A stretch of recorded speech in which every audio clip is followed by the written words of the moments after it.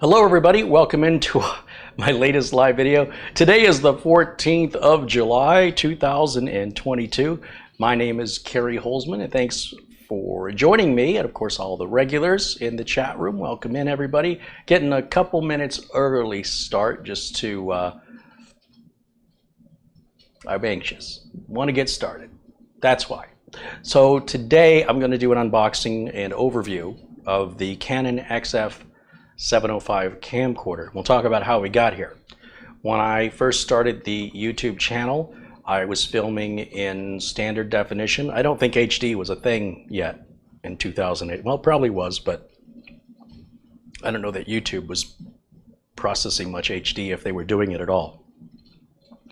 And I didn't know I was going to make more than 2 or 3 videos, so I had a camcorder anyway. I've always had a camcorder. Even in the 80s, I've had a camcorder.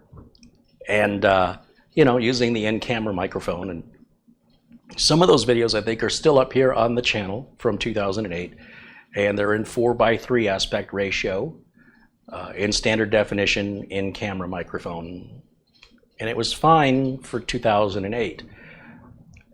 When the channel started to gain some traction, which, let's face it, I had no idea how big of an audience that my content would appeal to, I went ahead and upgraded the camera and then realized the in-camera audio wasn't cutting it and went to a lapel wired microphone that I kept tripping over constantly, and then tried several wireless microphones. They had a lot of noise in them. They were very lacking, and as the channel has continued to generate some revenue, I've returned that revenue back into the channel in order to have clearer video, audio, including better lighting, memory cards, systems for processing the video capture cards, and eventually where we're at now today, where we're shooting live with no script, no edits. It's all one take. It is what it is. And I try my best to give you guys the best shots I can as a one-man band. Now, on occasion, I do have help from somebody to hold a camera, but that camera is several generations behind. I don't use these cameras I'm using now. These cameras are XF400s. The XF400 is a $3,000 camera. I bought 3, or maybe I have 4 of them. On top of that, I bought tripods and tripod heads. This stuff gets super expensive, but it wasn't as though I had an investor that came in and said, here's $100,000 to get everything you need.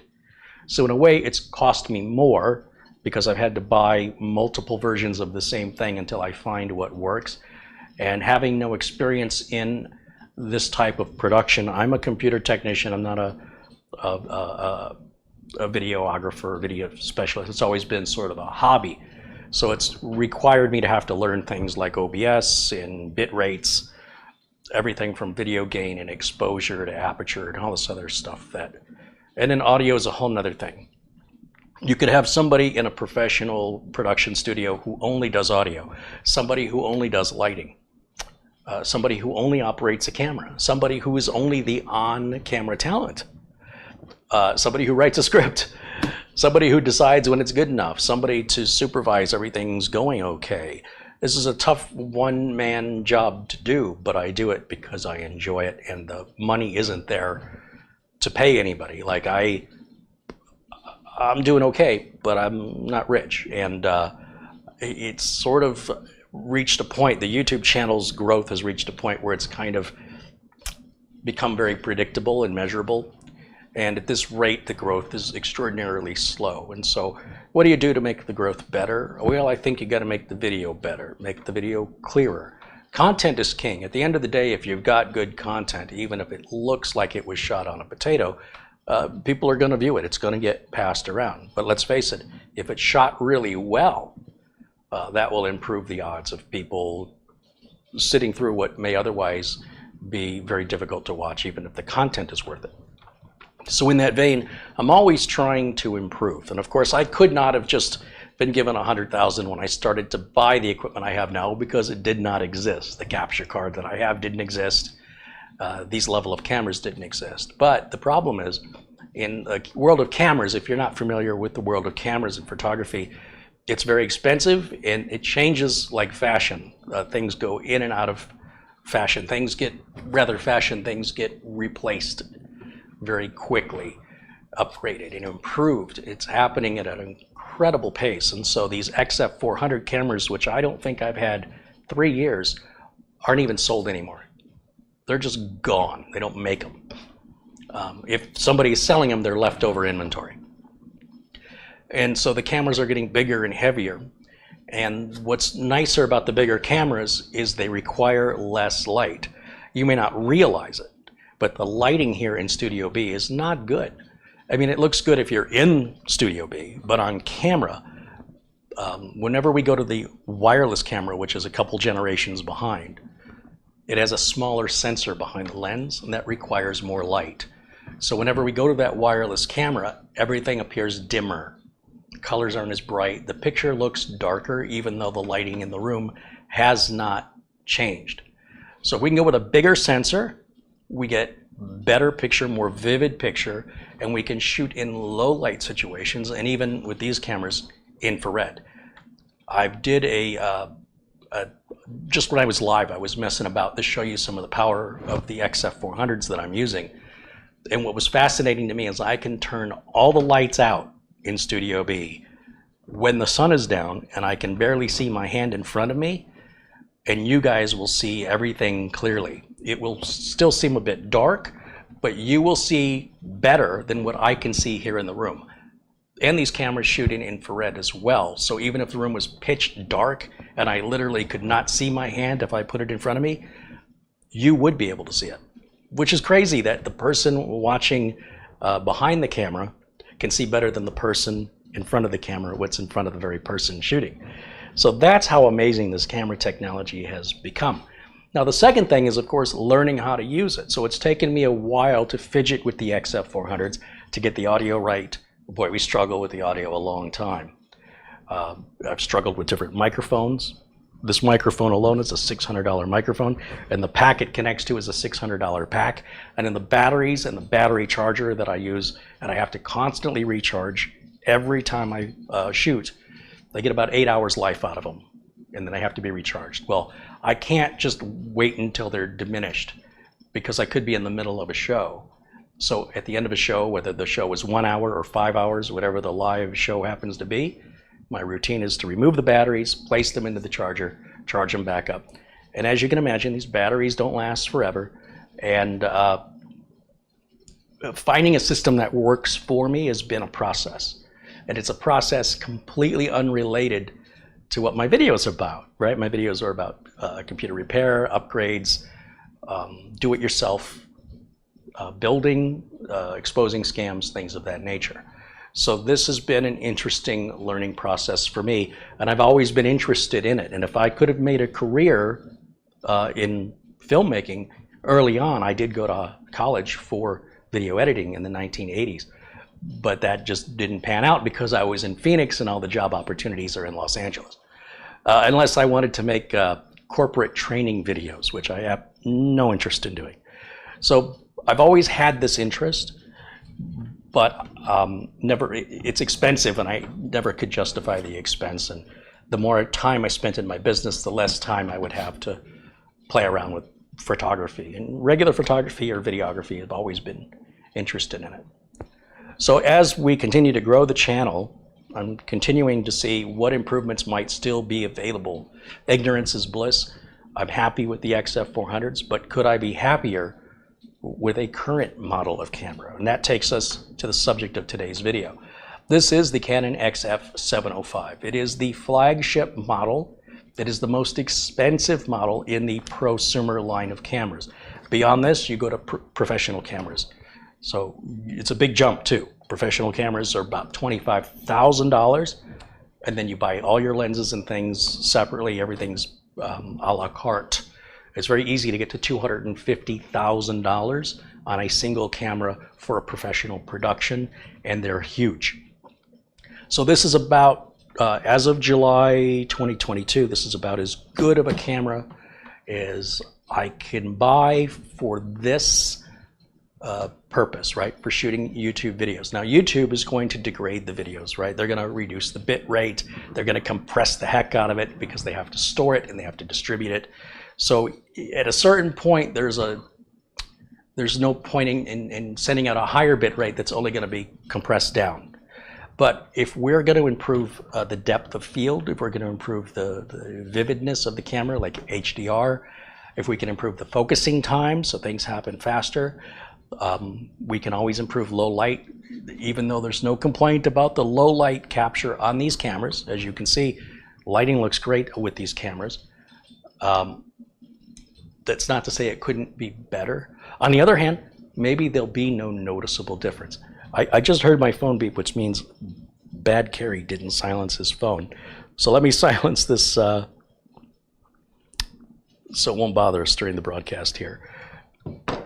Now, I would be remiss if I did not acknowledge that all of this is made possible, not from money made from YouTube. If you think YouTubers make a lot of money, you're obviously not a YouTuber. The way that this has happened was initially I made a video last week letting people know my intentions were that if you sent any gift cards or PayPal contributions, what I was going to do was hold on to them and collect them in a month or two, maybe 3. I should have enough to pay for this $7,000 camera. Well, many of you stepped up right then during the live show and contributed, which is wonderful. And 2 of you, who have been very generous contributors, essentially paid for the camera. One person paid for the camera, and the other person paid for the sales tax, which is about $550, and the memory cards that are needed. These are about, I think these are $80 a piece. These are 256 gig, super fast. They've got to be fast write speeds to keep up with this camera. Furthermore, the rest of the contributions have gone towards what I want to do, if this works out, is use one of these big, heavy XF400 cameras for the wireless camera. But because they're big and they're heavy, I went on eBay and I found a used, and they're very expensive, about $350 for what is essentially a piece of metal that is curved and it sits on your shoulder, and it takes the weight of the camera because it gets heavy. You'll be like, oh, this camera's not that heavy. Well, you try holding it still for 10 minutes, it starts to get really heavy, and then you'll start to shake, right? And then that's really annoying to anybody watching if the camera's moving like that.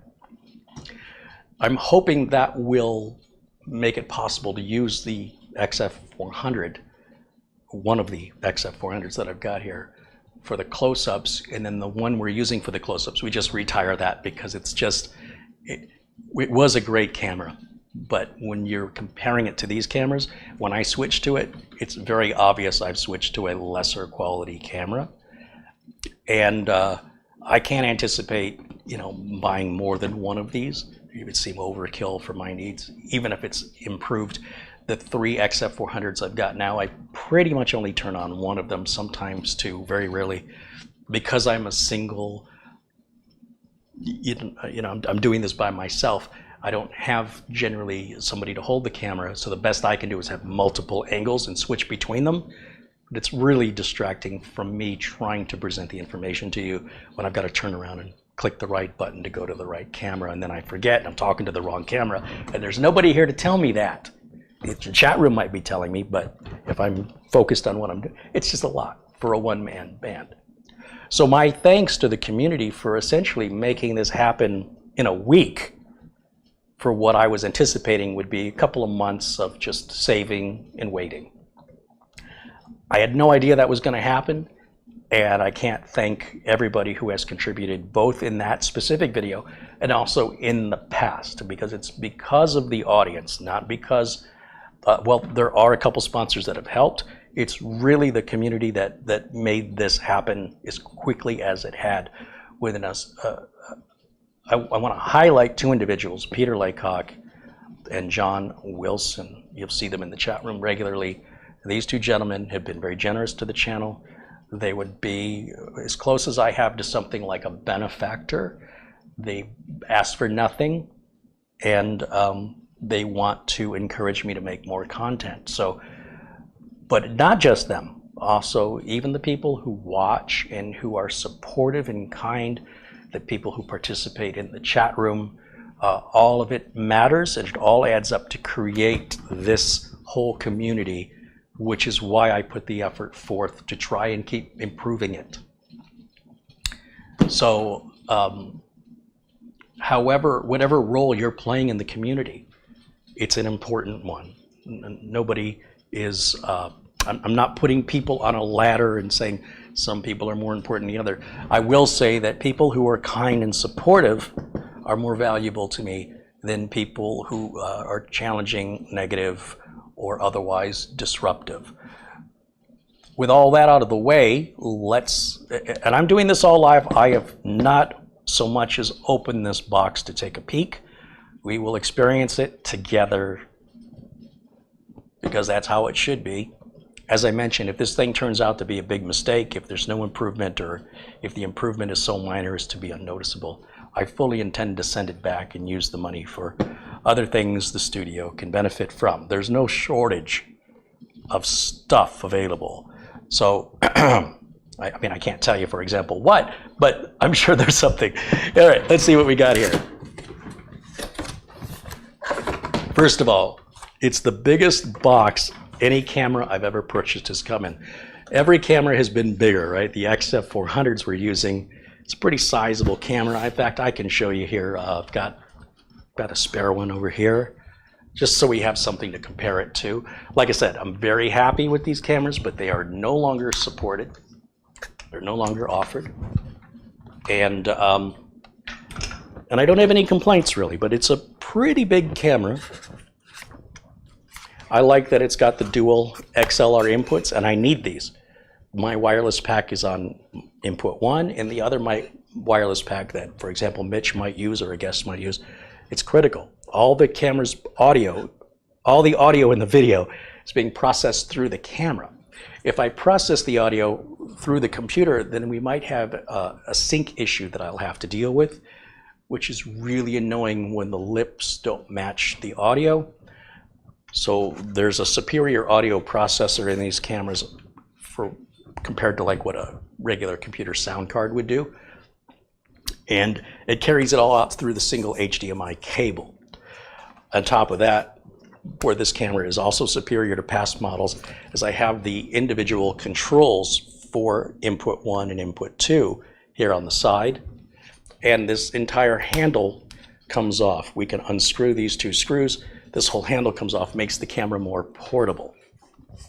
And then there's some adjustment knobs up here to adjust the audio gain, on top of the fact that the microphone pack has audio gain, OBS has audio gain, and that makes the whole audio configuration crazy because the audio gains work differently. The effect you want or the improvement you're trying to make may not happen here. It may be happening in OBS, or it may be the attenuation of the microphone.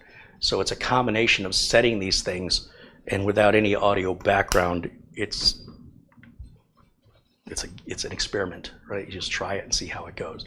So once I've set it, like, I want to leave it alone.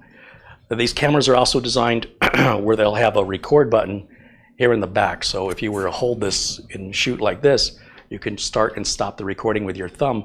But if you were shooting like this, there's a record button on top, so you can, you know, sort of shoot on the go that way. Now, a more professional camera will also have buttons on the side, and that would be if you were on a tripod and you've got everything aligned and you don't want to try and reach behind and find that button, or the tripod, you know, is way up high and you can't reach this button. Having a record button on the side, a good professional camera has those 3 locations, top, back, and side, to start and stop the recording. Now, I don't record in the cameras anymore. These cameras are turned on. They do have memory cards.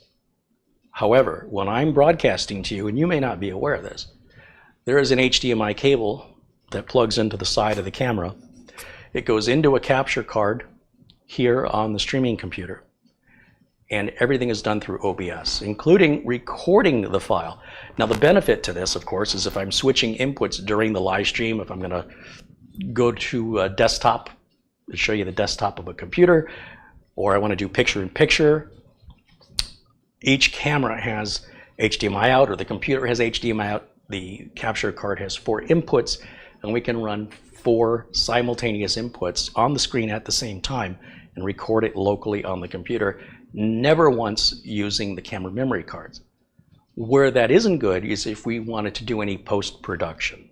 If there was a time where I was going to edit the video and then say, well, let me do a close-up here that I didn't do live, having the original footage on the camera card would be great, except if it's a 4-hour video and I've got 3 or 4 cameras, let's say there's 3 cameras in a computer, and each one's recording its own, it's 4 hours on each one. So if you're the editor, you're going to sift through 16 hours of footage of 4 hours of footage.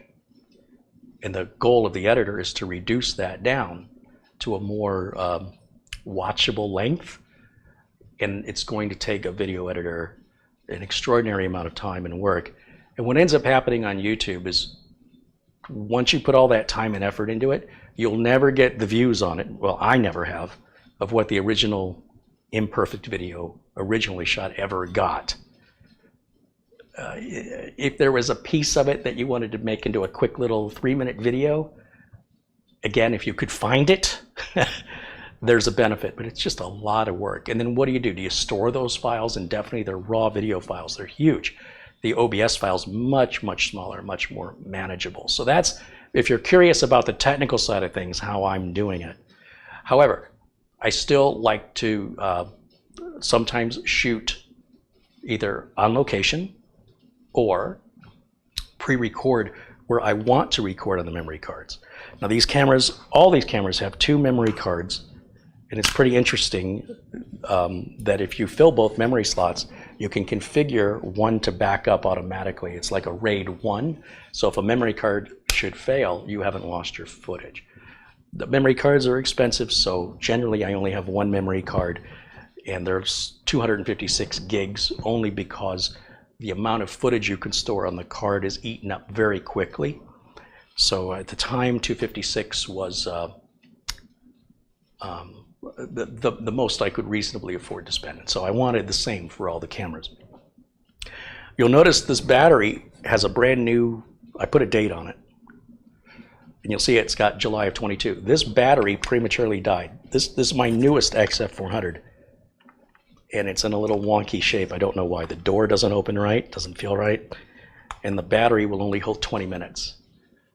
The battery from Canon is $170.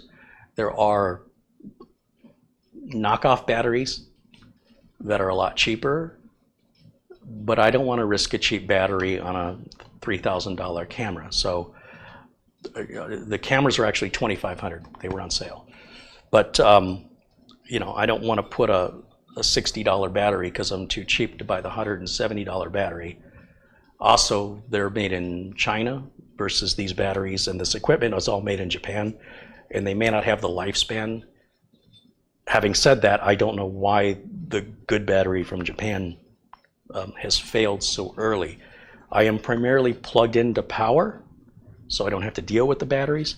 However, I like to know that I can, at any time, grab the camera and go, and I'm good for a few hours. So this camera will use a different battery than all the rest of these cameras, which is unfortunate for me for the investment I have in batteries. However, as the main camera, it will likely be mostly powered on, and due to its weight, I would be unlikely to grab it versus grabbing the smaller XF400. Now, by comparison, the wireless camera that we use, that I want to retire, this is a much, much cheaper. This is the G10, Vixia G10. And I've got this HDMI wireless transmitter so that we can walk around with it and not trip over the cable. There's nothing worse than having that HDMI cable come out and you step on it and you think it's going to break right inside. It's going to break the connector in the camera. And then that's it. The camera's done. So a professional production, when there's somebody walking around with a camera, it's going to have generally a power cable for a live production, and there's going to be somebody following the cameraman whose job is to take up the slack and hold the cable up and prevent the cameraman from stepping on the cable, tripping over it, damaging the equipment. I don't have any of that. So this is the new transmitter I started to experiment with. This finally got it out of the box from Hollyland, and it's beautiful, picture's great, But again, because the lens size is so much smaller on this, it requires a lot more light. And when I switch to this camera, you'll see the picture gets quite dimmer, even though nothing has changed here. So you'll see it's quite a much smaller camera, but when we add this piece on top and this piece on bottom, it makes it look bigger than it actually is. So that sets you up for where we were, where we are, and where we're going, and why we're doing it, at least in theory. So again, without any professional education or experience in filmmaking, all I can do is experiment, and I like Canon a lot, and I'm going to stick with Canon. I've looked at Sony and Panasonic and JVC, and I feel like I'm familiar with the Canon menuing system, I'm familiar with the options, I'm familiar with the operation, and I don't want to learn how to configure one camera through a whole entirely different menuing system, and then have to figure out how to remember how to configure a different manufacturer's camera who uses a whole different system. So to keep things consistent, well, there are changes in the menu. The layout of the menu amongst all the Canons is the same, including the SLRs are even similar. You'll notice I don't use an SLR. A lot of people use like a handheld style professional camera that would be used traditionally in photography. A lot of people like to use that for vlogging and streaming. I think they're nuts. Those cameras really aren't designed for that function. And well, obviously they can be used for that. I would argue that a camcorder designed for filming will do a much better job. And just as I could freeze frame a 4K video to get a pretty nice still, it'll never be as good of a still coming out of a proper single lens reflex or SLR 35mm style of camera. So while the 35mm cameras can film, and while the film cameras can take pictures, my personal preference is to use a camcorder for filming. That's what it's designed to do. And these things can stay on for hours and hours and hours and hours and hours, and they're not off balance, you know, like the SLRs. They get real lens heavy, front heavy, and you can't really put expandable batteries on some of them, or you have to attach it to the bottom of the camera. It's just a wonky shape.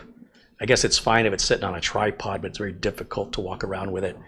Anyway, personal preference. We've got documentation, which maybe one day I'll read. And then inside the box, we've got to lift up this. And what we see inside is packed like this. All right, so we got a bunch of little cables and adapters. I can already see the battery right here. Right here. We've got the power adapter. We have a carrying strap, which I won't use. We have what appears to be an extended shoe for the camera, maybe to put a light higher up. Probably won't use that, we'll see. This is the sunshade, which I do put these on to keep the lens off the dust. Dust off the lens. And that's how that works. That just goes on a quarter turn, or yeah, it's a quarter turn, locks on. Just like all the other cameras I showed you, just it's bigger. This is a larger piece when you're looking through the camera, right? You can attach it, and I'm going to use it that way. Power cable that goes with the power adapter. We have a remote control. All these cameras also have remotes. You can do things like I can push a button to zoom in or out, start or stop recording, playback. It's kind of useless for me. Okay, and then we get to the good stuff. This whole top layer comes out, and what should remain now is the camera. Let me just set this down and get it out of the way. You can see this is taking up my entire desk. This is the battery charger. I am impressed it comes with one, because none of these cameras come with battery chargers. You have to plug the battery into the camera, plug the camera into the wall, and wait forever for the battery to charge through the camera. So that is an added touch. These are very expensive. If you want to buy one, ask me how I know. You'd think something like this would be 20 bucks. You can multiply that times about 15. Very expensive. Maybe not 15. Certainly by 8 for a piece of plastic. So I wasn't expecting that. Oh, this is heavy. Okay. All right. Are you excited? Let's see what we got. There you go. This is it. This is where all the money is, right here. All right. The rest of the box is empty. Set this down right over there. Okay. Here it is, ladies and gentlemen. This monster is the XF705, and it makes the other cameras look like toys, doesn't it? Interestingly, we have a lens cover here, which I won't use. This will go in the box, because I prefer the sun shield here, sunshade. Oh, this sunshade has a little thumb screw on it, so you, unlike the other ones, which I can sometimes accidentally knock off, looks like it'll lock it in place. So what I do is just rotate it around and feel for it. It will sink. There it is. Ugh. Maybe it goes the other way. It's supposed to rotate. What am I missing here? Let me make sure that that thumb screw is all the way out. And just seeing if this is different than what I'm accustomed to, and maybe I'll wear my glasses.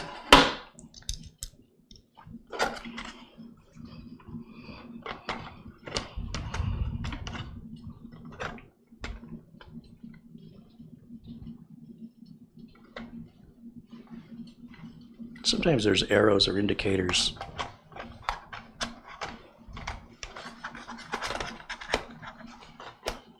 Okay, at some point, okay, that ain't happening.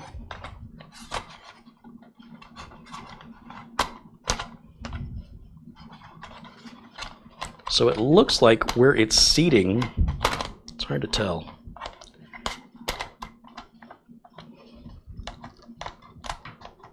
It is not, it's not right. I'm missing something. Normally they don't go on a full 90 degrees. Normally it's about 45 degrees.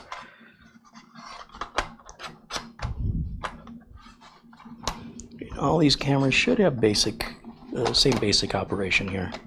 See, right there it's on completely 90 degree and it fully sat, but it won't rotate. So I'm guessing why it's doing that is probably because I'm not doing it right. Let's try this way.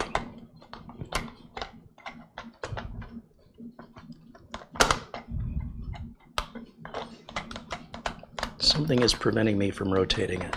It's like it's not seating all the way down, like I've got to get past something that I can't see. The lens doesn't move in or out. All the function happens inside,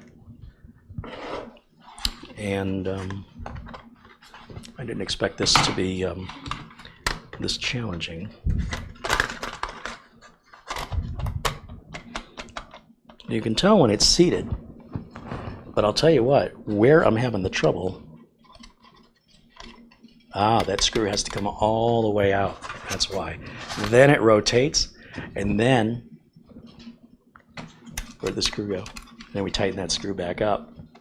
Aha! See? It's simple. Don't need the directions. And so that's what that looks like. And of course we can keep the lens covered to keep the dust off of it. It's a dusty environment here in the desert. And it's hot here, by the way, if you were wondering. Very, very hot.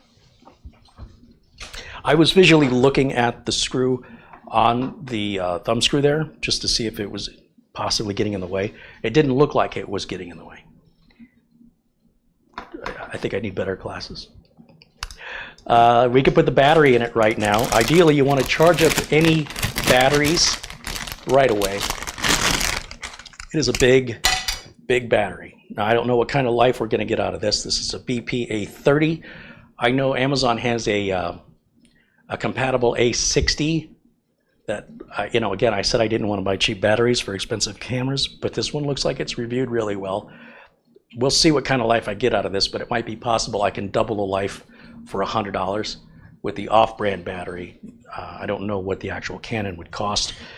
That should just go in here somehow. Looks like the connectors are at the bottom, so this would slide in somehow. So it goes lined up with the top, and then it locks in at the bottom. We've got some plastic covering up all the buttons.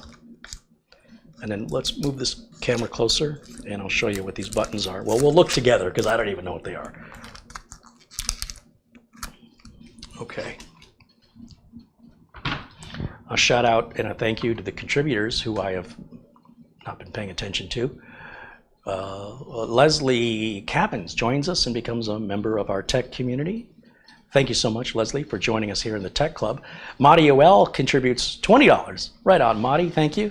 And Don Allen with $10, who says, just because. And Marty says, hi, Carey in chat. Leslie, Marty, Don, thank you for continuing to support the channel. Okay, let's take a closer look at this bad boy up close and personal here. Ignore the sweat on my brow. It is hot. The studio lights aren't making it any cooler. Okay, let's take a look now. Look at all this goodness. I mean, if you're a geek, if you're a nerd, you gotta love all the buttons. Look at all the buttons and slides and dials and stuff. Now, this little door is the same as the door on the XF400 where I showed you the microphone levels, only instead of being up here, for whatever reason, they've moved it down here. So you can see the same dials for input 1 and input 2. This is supposed to have XLR inputs. I think they're all covered. All of your connectors are covered up. Now these are SDI outputs. These are professional video outputs where you can do time codes and things like that. I can't imagine I'd ever need that, but there's some kind of a input there. What is this? SDI. So the SDIs are 2 on top. Where's my XLRs? Let's go. Ethernet, so you can do IP streaming, I guess.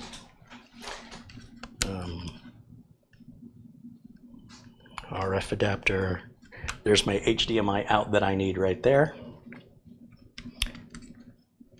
Oh, that's another SDI. It's 3 SDIs. Crazy. Got some switches right up here. This is where the camera strap would attach.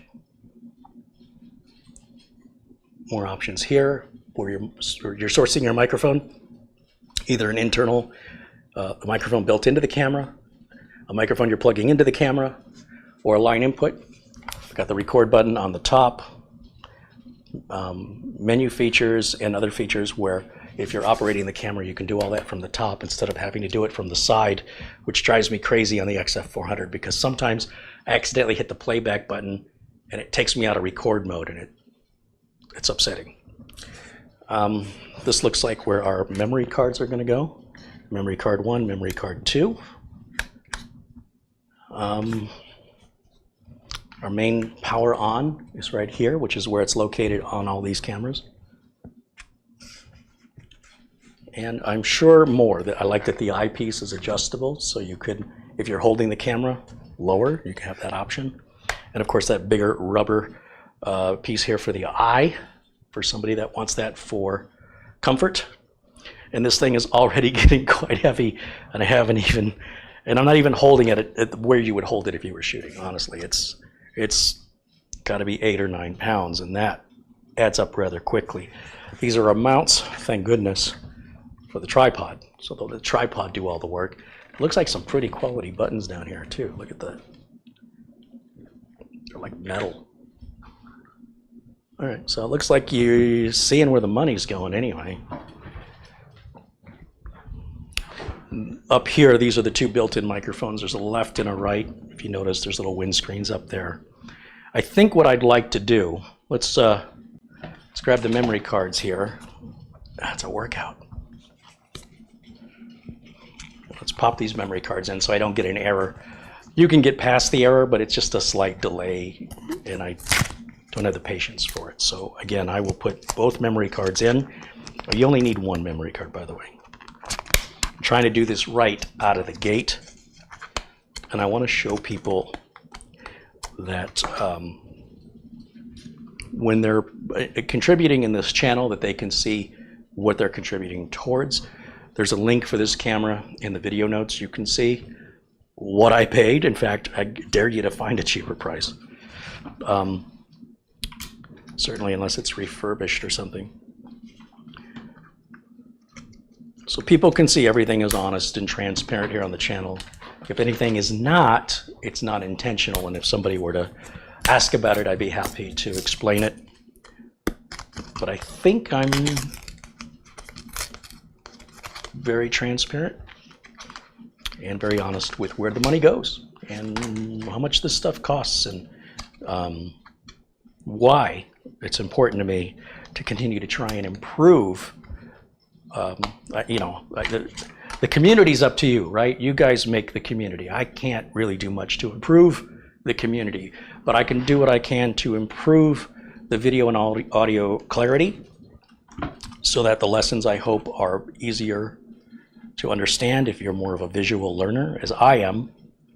Actually, I'm more of a have to do it myself, but second to doing it myself, I like to watch somebody else and see how they do it. Reading a book and seeing how to do it, very difficult because sometimes the book will refer to things using industry terms that I don't know what they mean. When I was working on my car, and those of you who've been watching this channel for a while have heard this story. When I was working on my car all those years ago in the 1980s, there was something I was changing. I don't remember what it was, but it was, the instructions were remove the left nut torque converter bolt from the bell housing. What side of the car is the left side? Is that the driver's side, the passenger side, the front, or the rear? Is that under the car, in front of the car? What's a bell housing?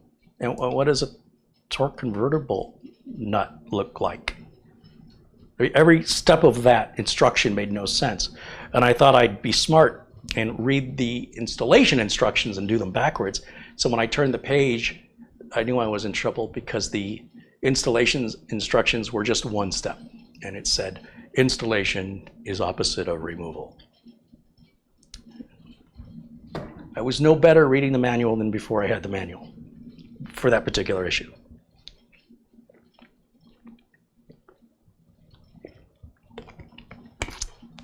Blackwatch said the left side is the opposite of the right side. Universally, and this bothers me when I go to the tire shop, you say, which tire is it, the left front or the right front? And I go, it's the passenger front or the driver rear. I never will tell them left or right. And I hate that they do that because from what perspective? Is it always the driver's perspective? Are we pretending we're in the car? Because that's open to interpretation. If I say passenger or driver, front or rear, there's no way you can interpret that wrong. Now, someone might say, well, there's no other way to interpret it. But that's only true if you're in the industry, and that's what everybody says. You're in around that every day, and you all speak the same language.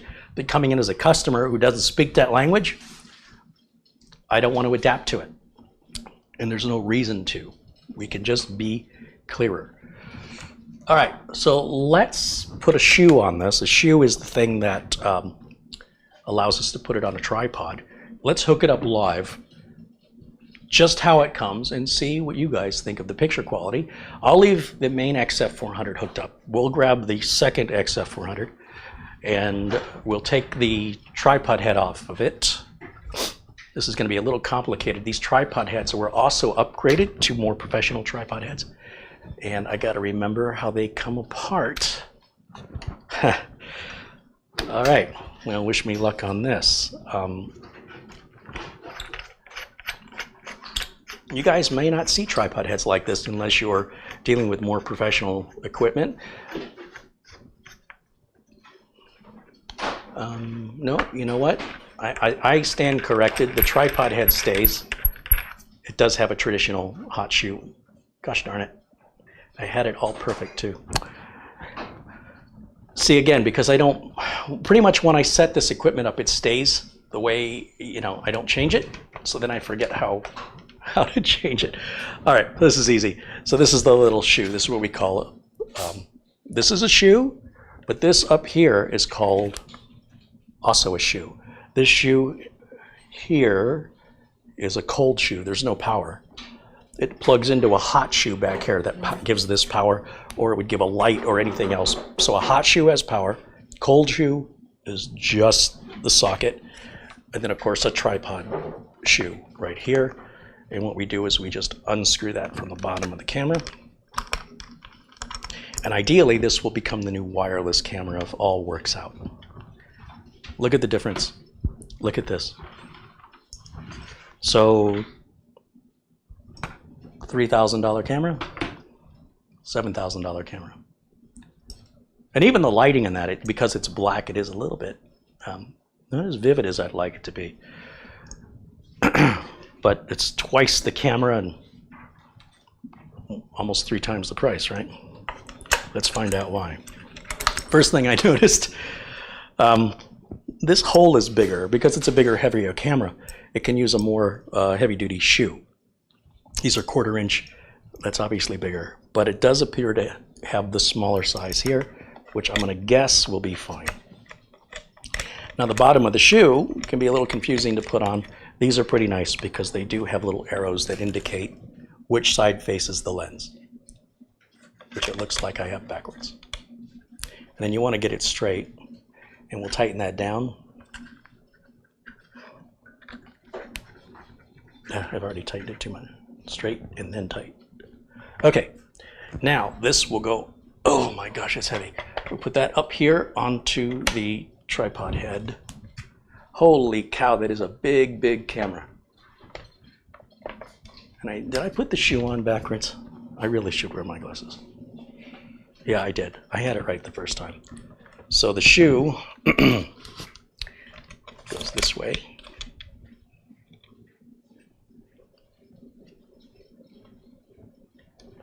You can put the shoe on vertically. That's why there's 2 arrows. So they say lens, right? So if you're going to put it on vertical, and it would work either way for us. I want to take up, I like the horizontal position for a camcorder, but it would work equally either way. We would just turn the tripod head 90 degrees to get the same camera perspective.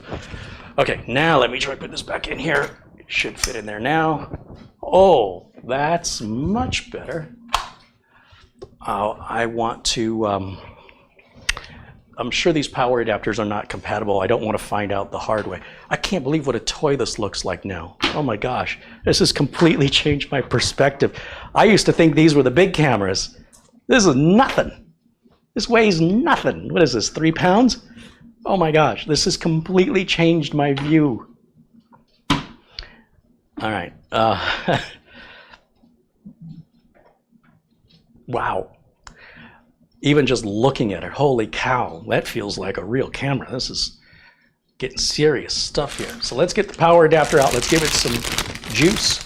We'll plug the HDMI cable in, which is already connected up where all the rest is the same. We'll turn this thing on and see what our picture quality looks like.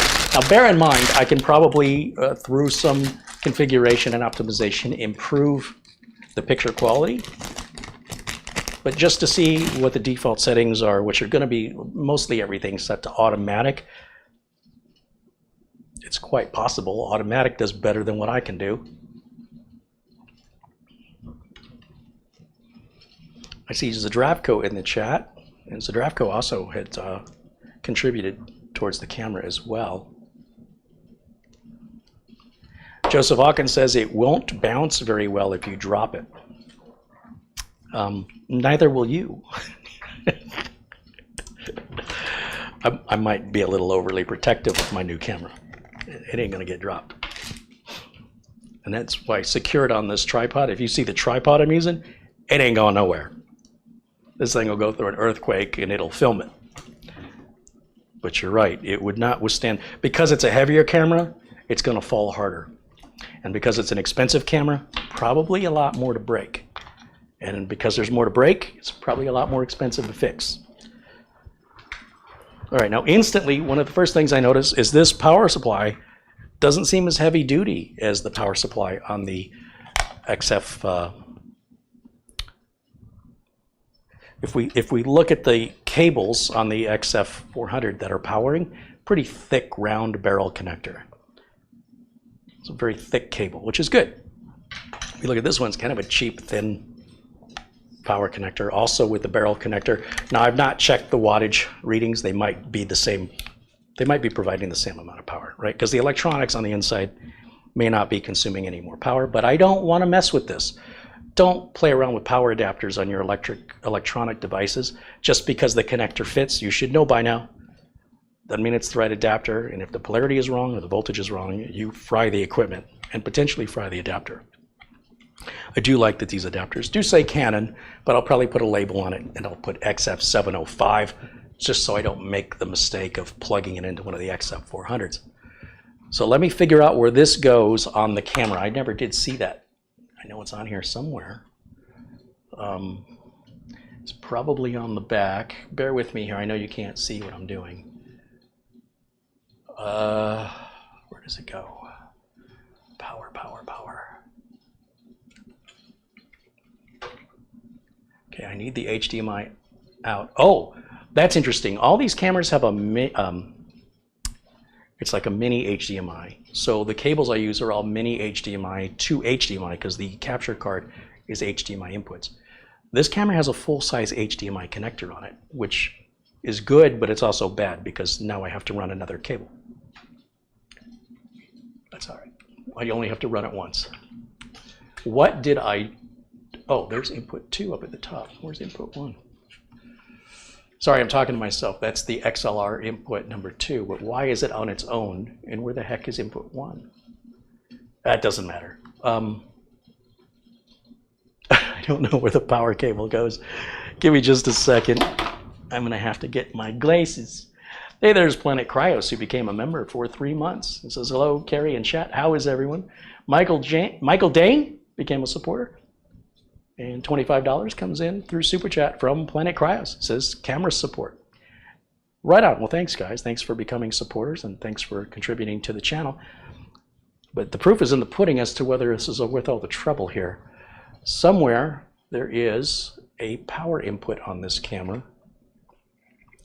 And along with all the other inputs, I have to find it. It is somewhere, usually on the back or the side, rear side. Oh, wow, there's a gain switch. Oh, it's one of those metal switches to gain. Ooh, I like that. Auto white balance has a physical switch. Oh, I like that. I'm gonna put everything on auto. Oh, it's got a switch for infrared, which I'll never use, but I like. Focus has its own switch for auto or manual. A push button for overriding to a manual auto, to override to turn autofocus on if you're in manual focus. It has a setting for iris, manual or auto. And then for the zoom, you can use either the rocker or the ring around the lens to rotate the ring or to push the rocker button forward or backward. And it's set to rocker right now, but I love that. Was usually all controlled in the menuing system. You'd have to drill down. So I apologize for this angle, guys. I am trying to find where the heck the power cable goes in.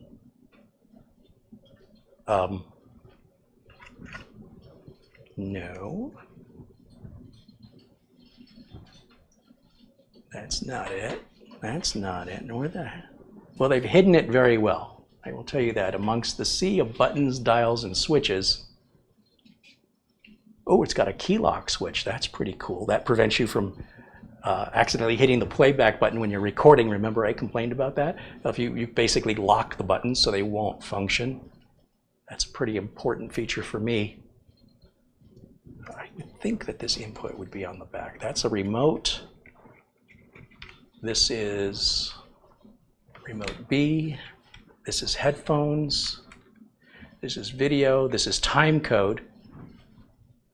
It's input 2 XLR. That's Ethernet. I can cover that back up. I don't need to look at that. Oh, there it is. It was in front of me the whole time. The problem is they've got all these little plastic doors and they all form together to look like a solid back on the camera. So what I thought was the bottom was yet another door. It was right in front of me the whole time. There's $10 coming in from James Prezi. He says, I'm enjoying today's stream and I'm glad you are enjoying your new toy. I do a lot of shopping on Amazon and I have your link bookmarked, so when I order stuff, I hope you get your kickback each time. Hey, thank you, and I hope so too. I can't see who's making purchases, I can only see what was purchased when, and I don't normally even look at it because what difference does it make? But if you wanted to verify that, if you order something and you want to send me an email and say, hey, do you see this on your purchase list? It takes 24 hours for that list to get updated, and then I can look. But I need to know what it was you ordered and at least the day you ordered. I don't necessarily need to know the time. If you're curious if I'm actually getting the small commission that Amazon pays me. It's hard to know, but it's very thoughtful of you, and I appreciate your consideration. When you make a purchase on Amazon, if you used any of my links in my video to take you to Amazon, like let's say you hit the link to see this camera that's in the video notes, it takes you to the Amazon page. And you're like, well, that's interesting, never gonna buy it, not for me, but while I'm here, I need to pick up some other stuff from Amazon. As long as you're not closing the browser and reopening it, because it's my link that took you to Amazon, anything you purchase on Amazon, I will make a small commission from, since it was my link that took you there. So if you always use one of my links to take you to Amazon, for stuff you're gonna buy anyway, it's charging you the same amount. It's a nice way to anonymously support the channel. And it does add up. I mean, the Amazon commissions are like 1 or 2%, so it's not a lot. But especially if you're buying for a company, you need to buy 20 desktops, or you're buying something expensive, that's extraordinarily helpful. But even if you're just buying buying soap, everyday ordinary things, if enough of you are doing it, it adds up. There's been months where I've made more from Amazon commissions than YouTube has paid me. It's not uncommon. Hasn't happened lately because I really haven't been pushing Amazon that much. Really, I'm here to teach. I'm here to share my experience and my knowledge. I'm also here to learn. And so I try not to turn this into a commercial for Amazon or any of the sponsors, honestly. Their services I use myself, I find them valuable. And if you do too, then that's great. And if you don't, that's fine too. It's just, I don't want to harp on it. Okay, I'm going to step around so I can run this cable. I've got to plug it into power. So you're not going to see me for a minute. You're welcome. Let's turn the camera here and let me lock. Boy, this camera is so heavy the tripod wants to tilt, the tripod head rather. The weight of the camera is making it tilt. It's a little top heavy. Let's see. Oh, I have one plug left.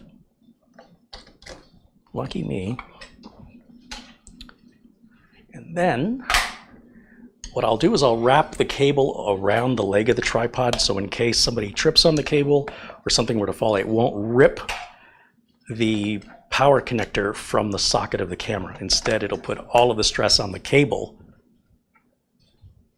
and especially when we're dealing with a heavy camera. But even the other XF400s, which I thought at the time were big, they're little babies compared to this. Now, wait a minute. Do I not have a view screen? How do you... Oh, you know what? I just realized there doesn't appear to be... Is there a monitor on here for me to... There's got to be a monitor, isn't there? How do you see what you're filming besides the viewfinder? I bet there's a release for a viewfinder, or rather a view screen that is probably folded and tucked. Okay, well, that's good to know. I didn't realize that. I'm spoiled. When it comes to these other cameras, there's input 1. That's weird. Input 1 for the microphone is in one place and input 2 is on the other. And I just, in doing so, found the screen tucked away and folded out. Oh, that's cool. You guys can't see it. Let me turn the camera on and let me point it at the bench. Hello, there it is. It wants me to set the date. I forgot, it's been such a long time since I had one of these. Set the time zone. Maybe I can just hook it up to the HDMI cable and you can see that. Why is it not zooming? I'm not doing anything until I put in the date. Okay, well, it is not a touch screen. I'm touching it and nothing's happening. So maybe this is not a touch screen, but just a regular old screen, and I have to manipulate it through buttons on the camera. All the other cameras, it's all touch. wow, what a difference in the way that this camera is utilized. I'm sure this is probably more in line with a professional camera, and I'm accustomed to the cheaper consumer cameras. That would be my guess. Oh, maybe I have the, do I have the buttons locked? No. For the focus, we're on the rocker. I know you're anxious, you want to see it, and I want to show it to you, but it's not responding, the camera's not responding, and it may do that until I provide it the information it wants with regards to asking me for a time zone, the date and the time, and then once you set it, there's another camera, there's another battery in the camera, like a button cell battery that stores the date and time, so if your camera battery dies or it's without power for a while, should maintain the date and time for a long, long time. All right, I'm going to step back behind the camera again and try and figure out how I input the data it wants here. Okay, it's not that. It's not that. Looking for, let's see, display. How about that? Display? No, that's not doing anything.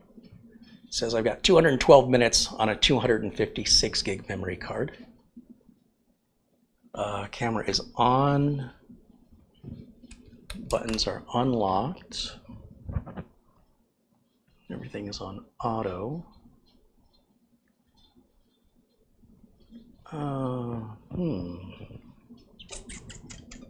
Function? Is it function? Menu? None of that's doing anything for me. This button here? No. Oh, there's buttons on top. Aha! Nope. False alert. Oh, come on. How about cancel? Can I just cancel a lot of this? It's not important that I set the date and time right now. Oh, the record button has a lock on it too, so you can't accidentally press it. I like that. I like those little safeties. I should really read the documentation on this. All I want to do is get the video output out to the capture card and we can see what the video quality looks like, but it's not zooming and it's not letting me do anything until I give it what it wants, which is apparently filling out the date and time. And again, it does not appear to be a touchscreen, which is weird. They're always touchscreens. If I hit the menu button, it's not getting rid of it. The cancel button, the index button, oh, aha! Okay, so on the back of the XF400, there's a little toggle, up, down, left, right little toggle for going up. For choosing the menu options, you go left, right, up, down, and you push it in to set it. So that is located on the top of this camera. And I'm just so excited, I'm really not looking at it. So in Arizona, we are what, -7 UTC. This is July. Funny, the default date is 2018. July, what did I say today was? The 13th? Is it the 14th? Yes. It is the, oh, it goes all the way to 2035. After that, you're on your own. So we're going to have to get another camera in 2035. Okay, the time, what time is it? 6 o'clock, exactly. Okay, and then set. Okay, now let me, ooh, this power cable's a little too tight here. Bring the camera down. Will it zoom? Ah, yes, now it zooms.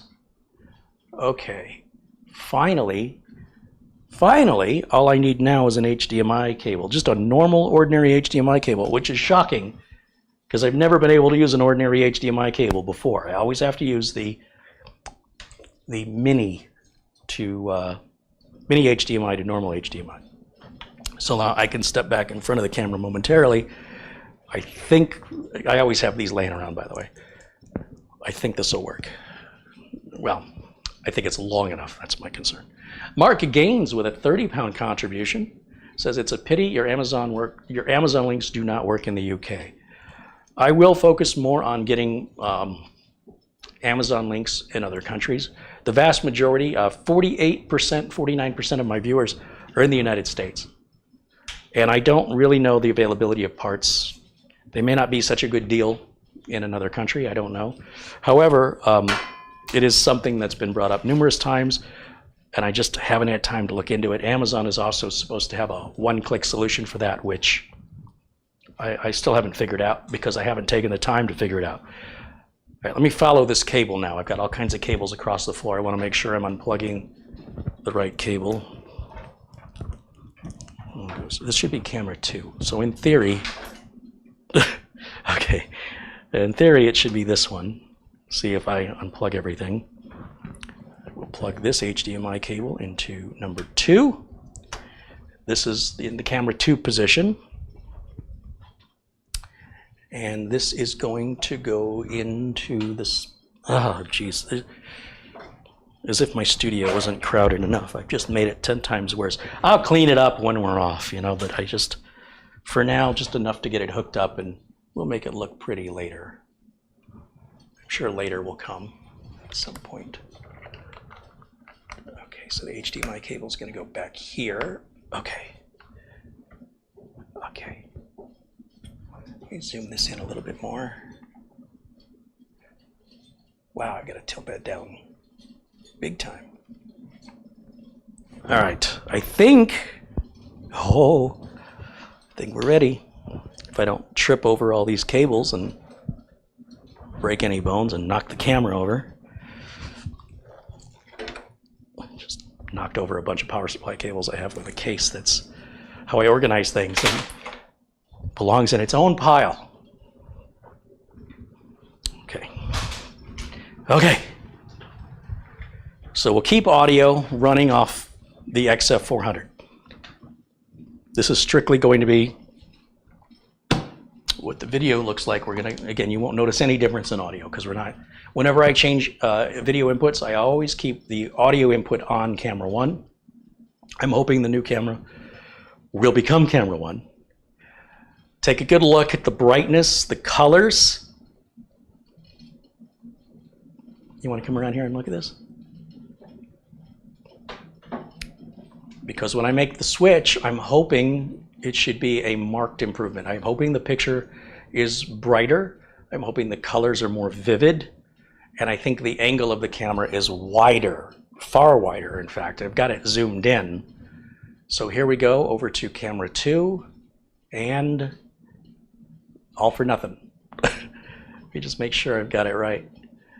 Yeah, it's definitely on camera 2, but I'm not getting any output. So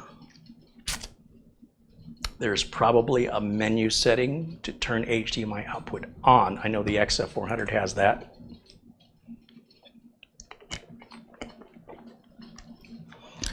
You guys, some of you have been able to see what I'm doing through the reflection in the glass.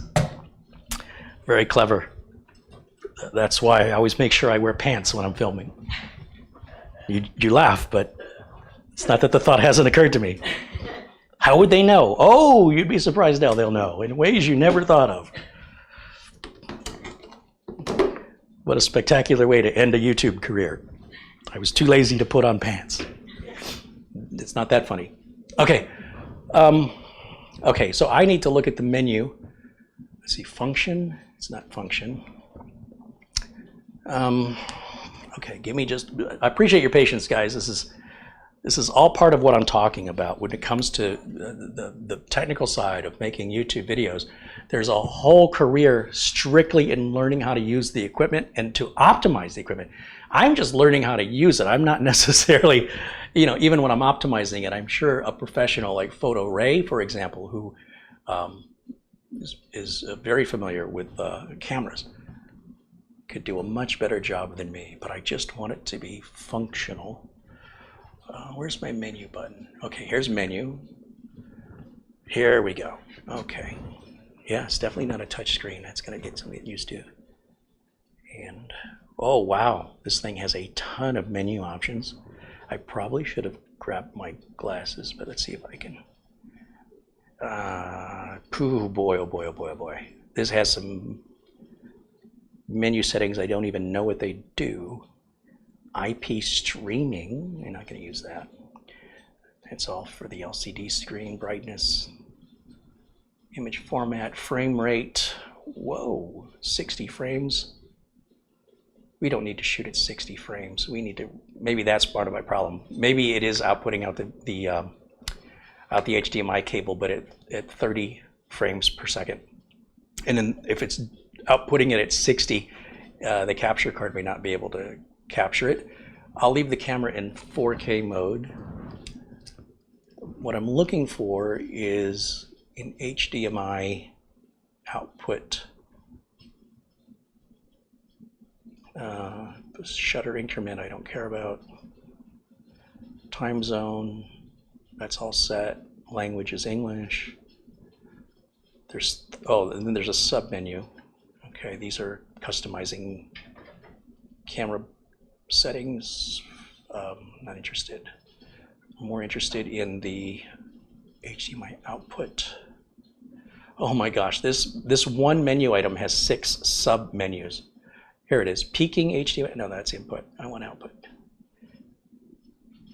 Waveform settings, markers, I wouldn't use any of this. Safe marker area, oh, yeah, safe marker, that's for professional cameramen in a professional environment where you have to mark off what's actually going to be.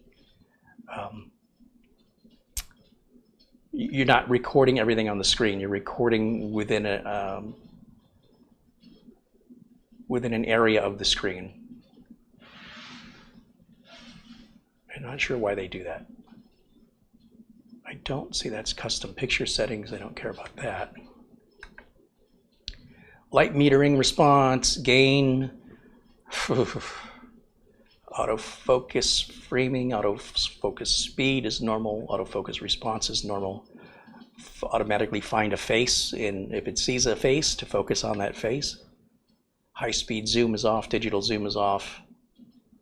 Zoom speed, grip speed, oh my god, grip zoom speed. Flicker reduction, conversion lens. Riveting, isn't it? HDMI timecode, we're back to that again. So there's supposed to be a setting in here for the HDMI output settings, which, oh, firmware version 1041. I should look to see if there's a new firmware for this camera.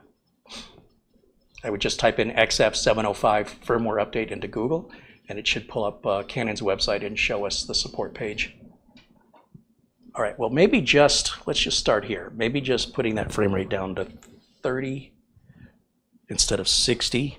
Like I said, the capture card can accept, I don't know where you got these, but you can have these back. The capture card absolutely can take 60 frames a second. You'd want to shoot in 60 frames per second if you're shooting action, sports, things moving quickly. I'm going to try camera 2 again. Hey, now you can see what I was seeing on the screen. Oh, that's lovely. So that's why we were having the, where I wasn't getting any video before, because it was at 60 frames out of the box. It is in 4K mode, but the capture card is automatically processing it down to 1080. So let me show you what I was talking about. We can go through this together here. So you'll see up at the top, way up at the very top where it's orange, these are your main menu selections, and then below each section there are numerous sub-menus. And there is a way to turn off the information on the screen so that we're getting video only, because all the other Canon cameras I've had to set that up. The star, I'm guessing, is some favorites, I suppose, that you want to put some menu options that are in different areas in one location that you're always adjusting.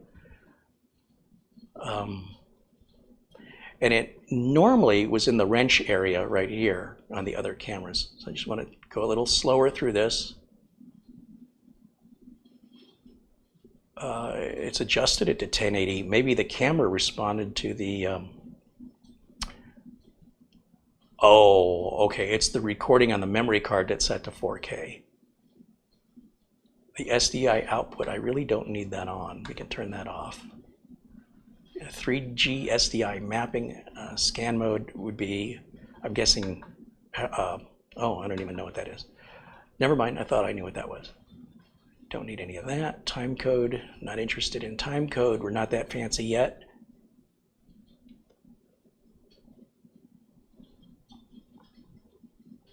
touchscreen. It says it's a touchscreen, but it isn't responding. Maybe I'm dead.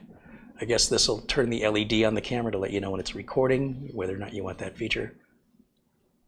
How many hours it's been running, whether or not you have the fan on, and our firmware version is hidden right there. Somewhere in here, however, should be... Oh, you know what it is? I bet you I know what it is. Let's escape out of this. There's a cancel button up here somewhere. Where is cancel?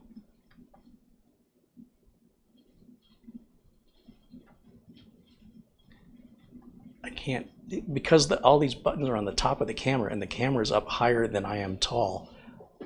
I don't remember where the cancel button was. All right, you're gonna go for a little ride with me here because I have to tilt this camera up to find, oh, there's cancel. Cancel, okay. Okay. And then maybe display, if I hit display, that should get rid of it. There should be a way for me to be able to see it, but not to output it through the HDMI, and I will work on that later. Now, again, this is all set to default. What can I do about the gain? Let's take a look. Doesn't seem to be doing much with that. White balance A, B, or preset. Doesn't seem to be making any difference there. Everything else is on auto. Okay. Let me go back to do what I originally wanted to do, which is directly compare the XF705 from the XF400. Once again, I have the XF400s I have tuned. Oh, look, the little focus box was on my face. So I'm going to have to figure out where that is. It's in there somewhere. I got to remember to look at this camera. Hey, come here and look at this. Tell me if you see a difference. This is the XF705, and this is the XF400. So pay particular attention, let's say, to the blacks. Like you can't really see any detail here. How about now? See what I'm talking about? And you see how that is a major difference here, because when we go back to camera one, and it just kind of gets all dark and shadowy. I look a little pink. I don't look so pink. The pink look might be my fault. It may be one of the customizations. This is, again, this is out of the box, on auto, auto white balance, auto video gain. And it's zoomed in. Even though it's located side by side next to the XF400, the XF400 angle isn't as wide as this one. So I'm zooming in more than I normally would. Let's see what you guys are saying in the chat room. What you do think of this XF705 versus the XF400. Lighting looks a lot better, says Joseph Hawkins. Stealth mode says it's brighter. James Prezi says it's way better. Brad Revel says it looks good. Patrick Rousseau says, Carey, please come here. I am here.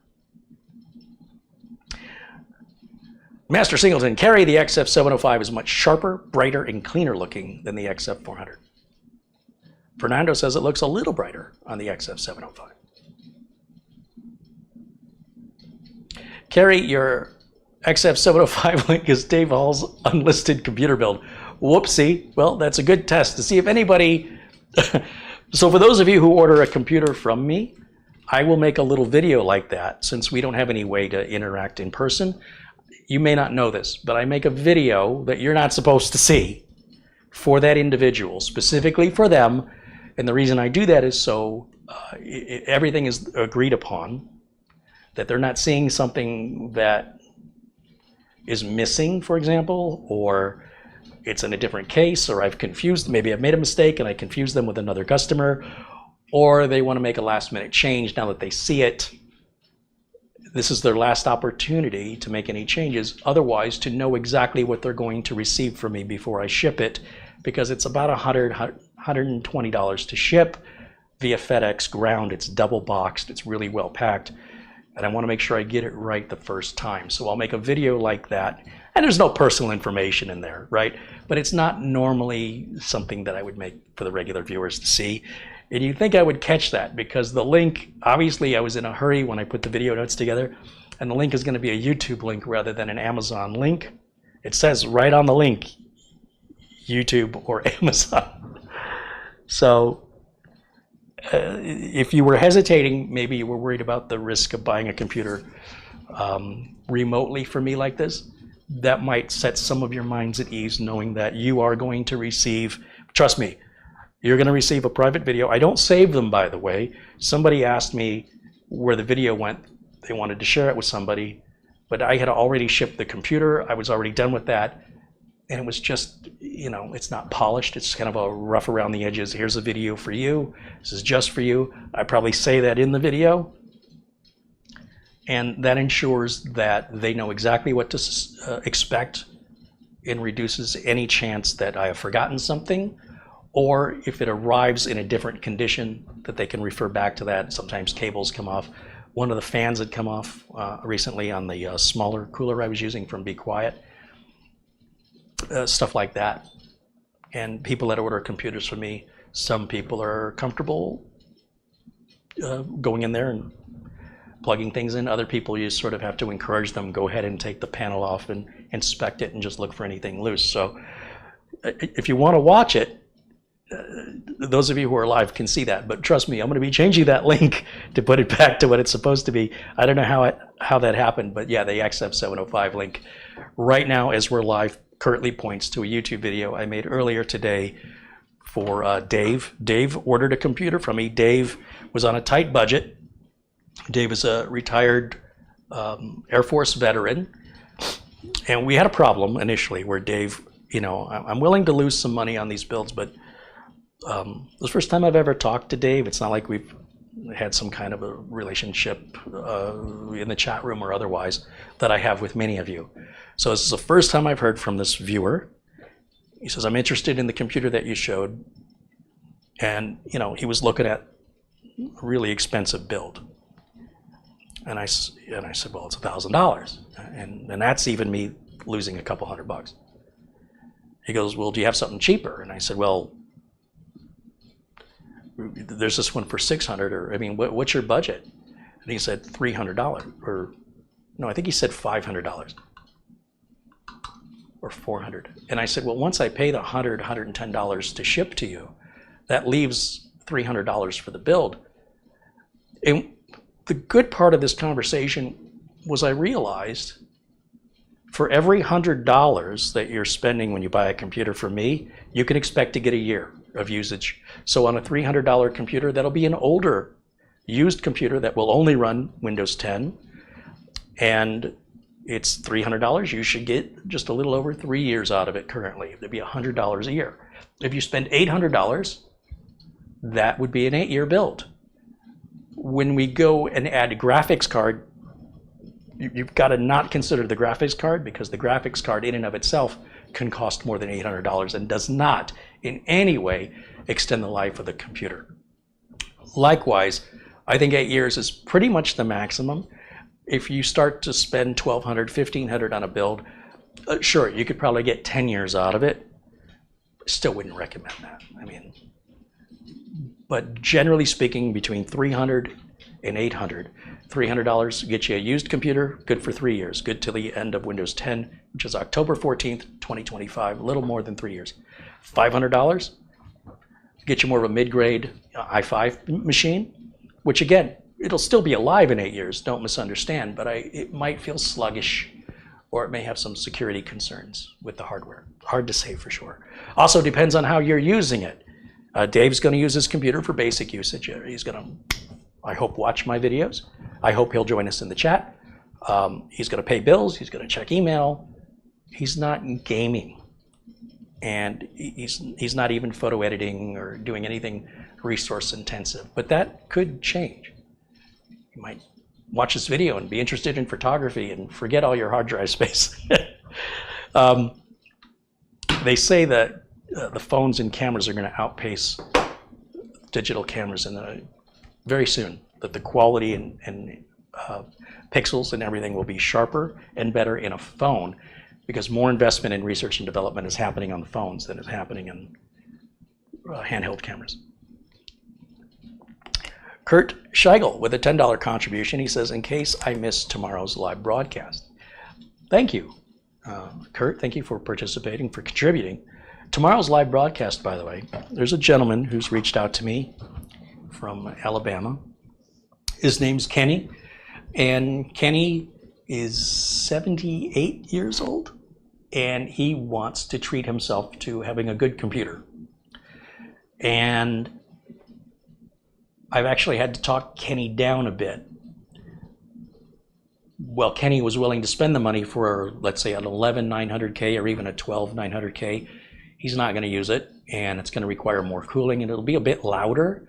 I think he'll be better off stepping down into like the 11-600K i5. Fantastic chip. Amazon even recently lowered the price on it. It's like $200. It's a bargain. It's a bargain of a chip. So I think on Friday's video, I will start to build Kenny's computer, which is essentially going to be a traditional 8-year build, Corsair 200R, 11-600K. And so that's what we'll do tomorrow. Scott Helenen says, is the broadcast in 4K? My YouTube settings say it's only 1080. I have played with 4K in the past, and we've had some internet connection issues here. What ends up happening when I broadcast, I'm looking at the wrong camera.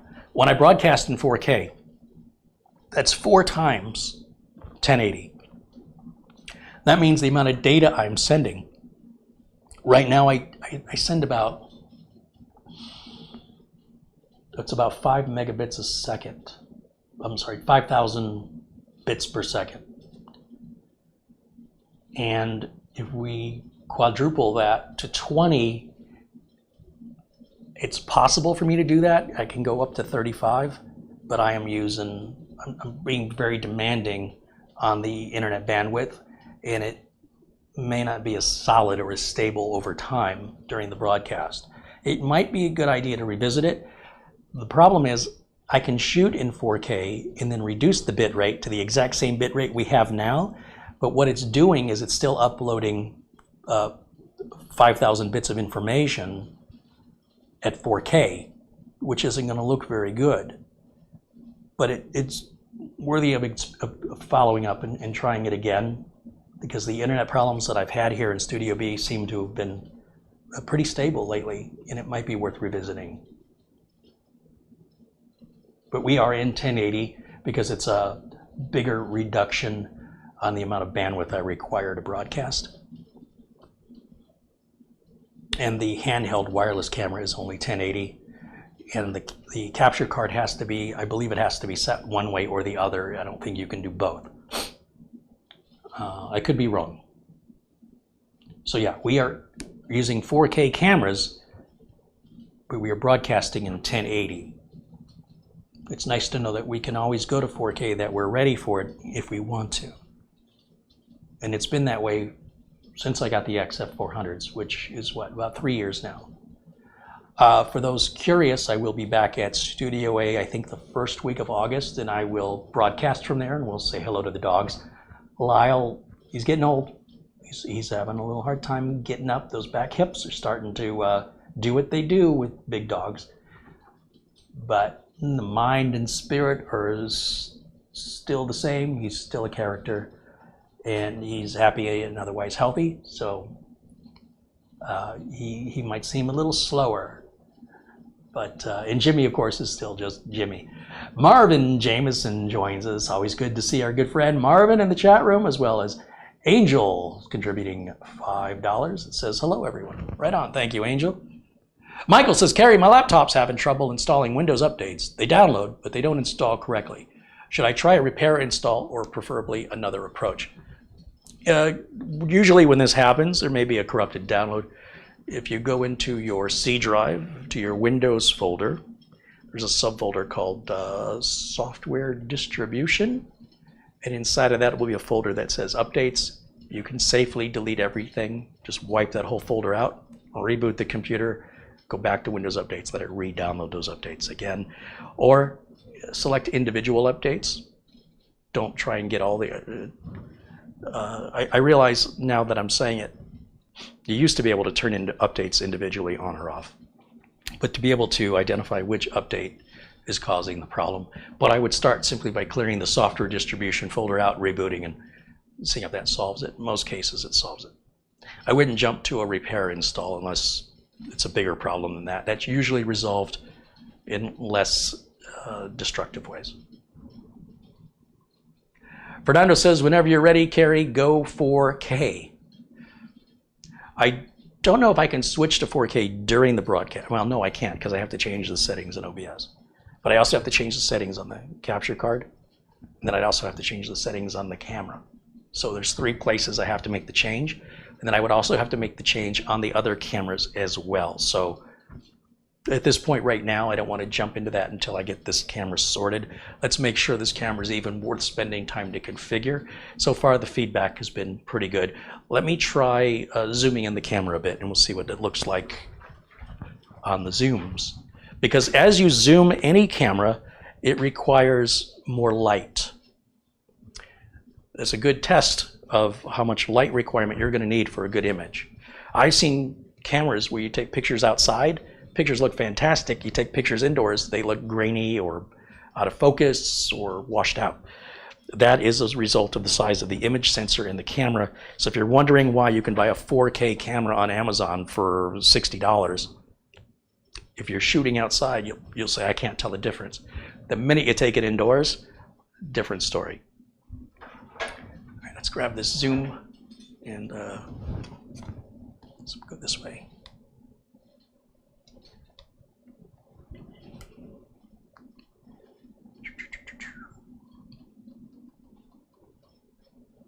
Okay, and then let's see how far in we can zoom. Okay, that's maximum zoom right there. And if we zoom out, it goes way out, way out.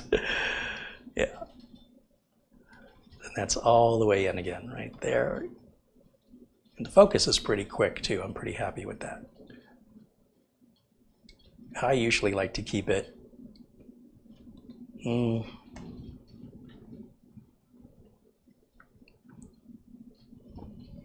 somewhere around, I'm not used to that rocker being up on the top like that. But once I have it set, I really shouldn't have to adjust it anymore. So yeah, certainly some room for me to adjust some settings on the camera, especially like you just saw that it's saying standby. Has it been saying standby on my forehead the whole time? There is an option that's in there somewhere, or maybe it's a button on the side of the camera, where I can turn the information off when on the HDMI out, but keep it on the camera's screen, which is, again, how all these cameras are. Just don't know where it is on this one. So Zdravko says, I don't know how much putting this content in 4K would help. Agreed, maybe more so on a handheld camera when we're doing close-ups, and I want to show you the fine details on a motherboard, some etching on the board, writing. Yeah.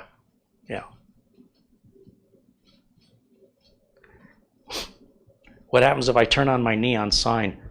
Well, universally, when I turn on my neon sign, it's a light source. It's like me shining a flashlight into the camera, and the camera is going to adjust to accommodate for the extra light and darken the picture. But let's see what happens here. I've got it unplugged because we've had some storms, and this is an expensive sign. And it's one of the things I was warned when I bought it was if there's a storm, unplug it. Don't trust a surge protector to it. So I expect this picture to dim.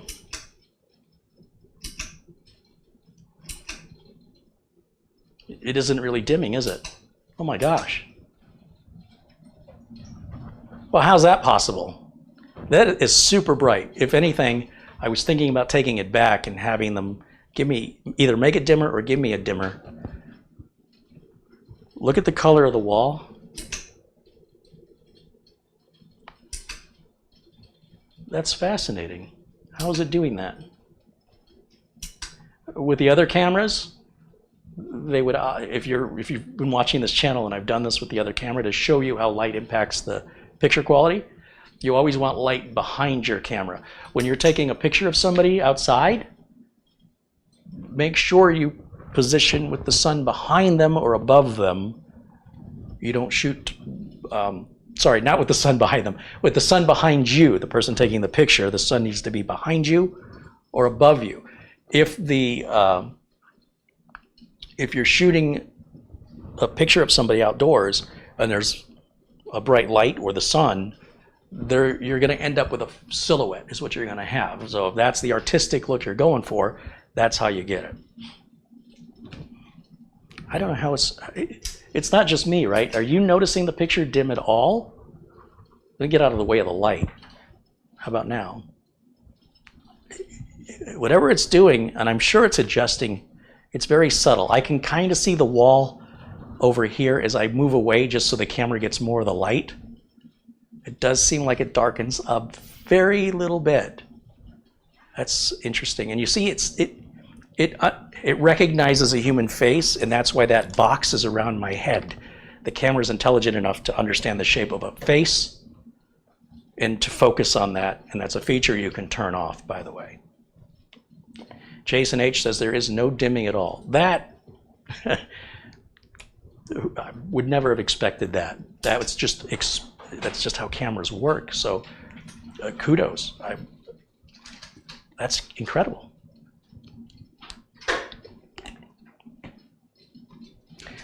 Vern wants to know if it has a remote. Yes, it has a remote. All the cameras have remotes, but they're useless to me personally.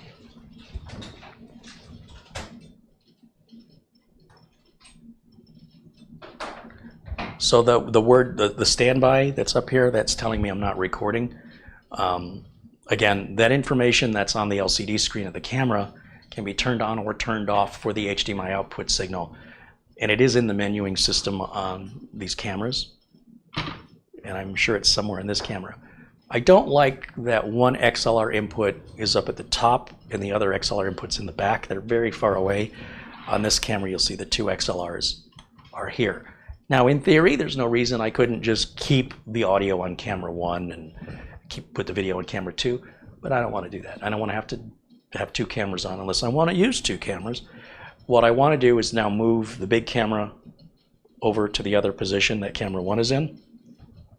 I sort of have a bar on the tripod. It's about this big. It's a custom-made machined bar, and it holds a camera on each side. The idea being that I would have one wide angle and one close-up camera, so I don't have to worry about having a camera person. 1K Viper contributes $5. Thank you for that. Steve says, I can be the director. Yes, everybody wants to tell me what to do. Linda Hudson says hello. So here's where we're going, and here's why we're doing it, right? It's a lot of money. I'm the first to tell you. $8,000, well, $7,500, $7,550, I think after tax. Add in the memory cards, add in, let's say, $100 on that spare battery if I buy it. And I already have the investment with the microphones, the tripod heads, etc. There's no way I could afford other than to do this piece by piece the way I've been doing it. My intention when I bought the XF400s was to simply buy 3 of them and be done with it. The problem when you try to keep old cameras and blend them with your new cameras is the older cameras deficiencies, which may not have been noticeable before, will now become apparently clear to your viewers. So when we switch to the wireless camera, so let me grab the wireless camera. Again, we've got the Cosmos wireless transmitter. It's a video transmitter so we can walk around with the camera. And I have turned the internal video gain all the way up on this camera because every time we use it, it always looks dark. So now, if it still looks dark, that's all I can do. Knowing that the lighting in the room, I'm on this camera, knowing that the lighting in the room isn't changing, the only thing I can do is replace the camera so that that change is more professional, more seamless.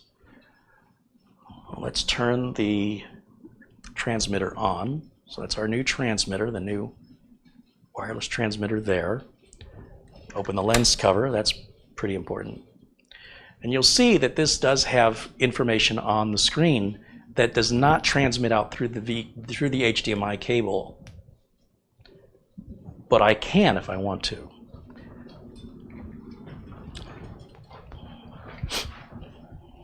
will you hold this for me?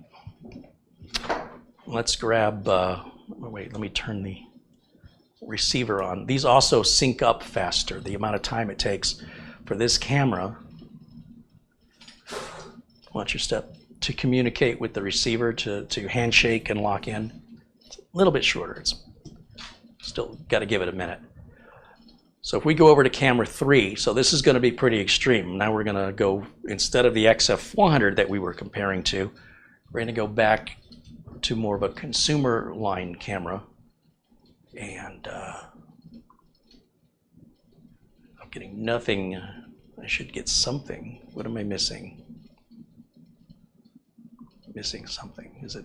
It's not that one. It's got to be camera 3. Have I not turned it on? Is that what I did? Did I turn it on? My bad. It was already on, and when I flipped the switch to turn it on, I turned it off. Okay. It's all live. And this is a different way to turn these transmitters on. The other transmitter had a recessed push in, push out. These have a physical toggle left and right, which I prefer, by the way. So let's try again. We should, there we go. So come on over here for a second.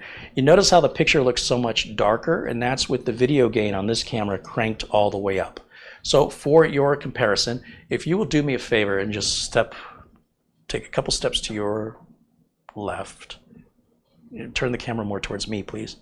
More. I want you to, when you look in the screen, I don't want you to see the hallway. There we go. All right. Now we can do side-by-side comparisons. So we'll do camera 1. This is the XF400. Camera 2, this is the XF705.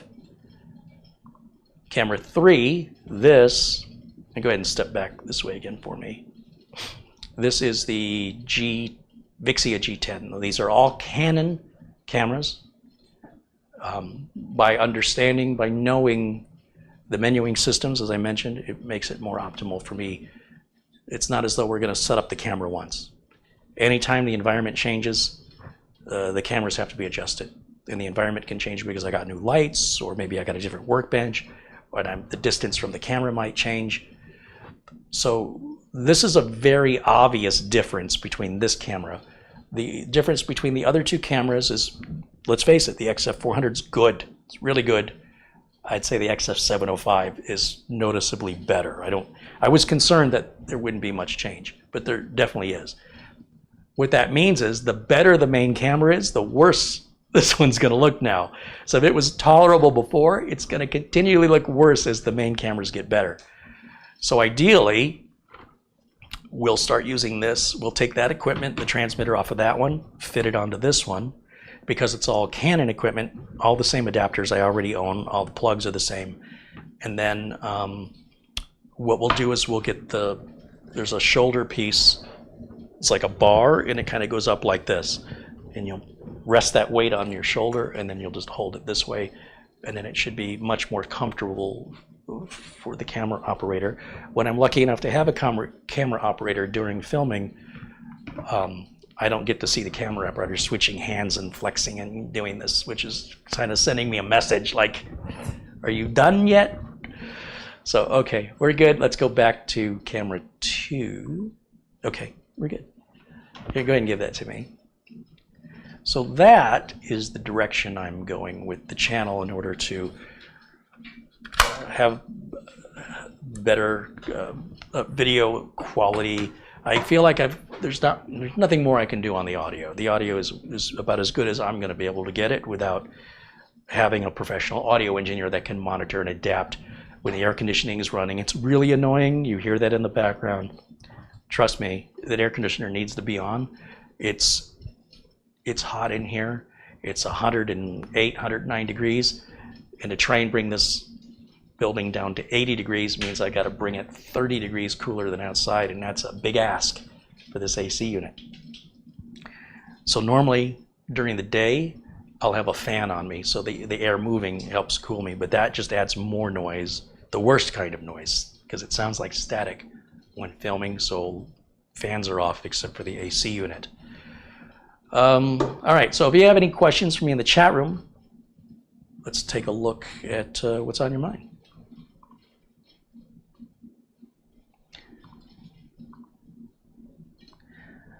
My friend Ron says it has skin tone with the new camera, more accurate. This is my true skin tone.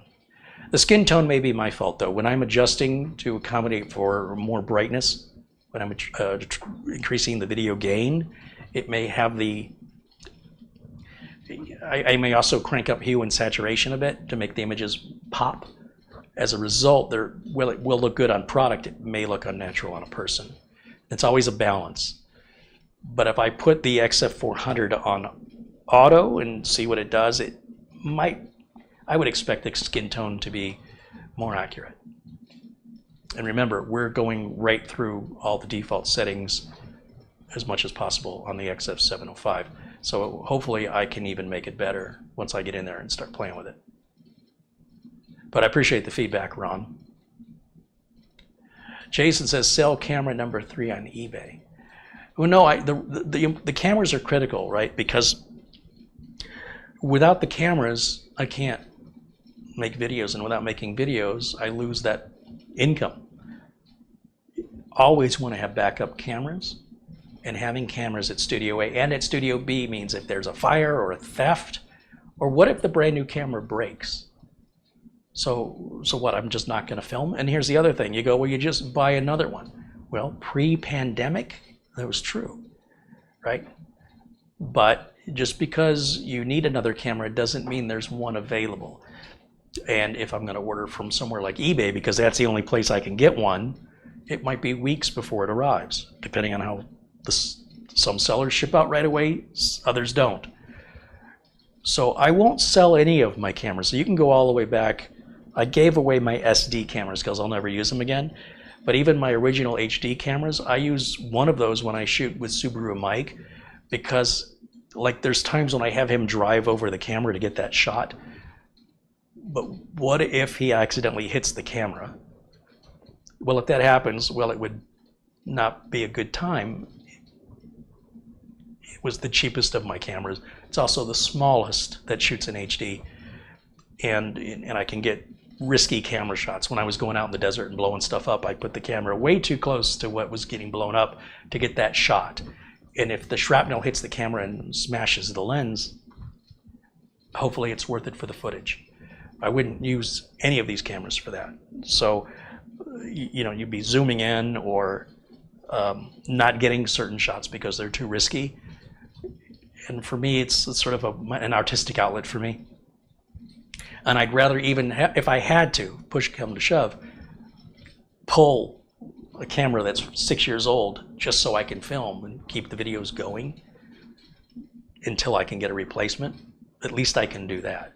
There's also a way where you can hook your phone up and use the camera in your phone, but that, because I'm not holding the camera vlogging, I'm trying to show a workbench, it requires a whole different tripod setup, a whole different configuration setup, and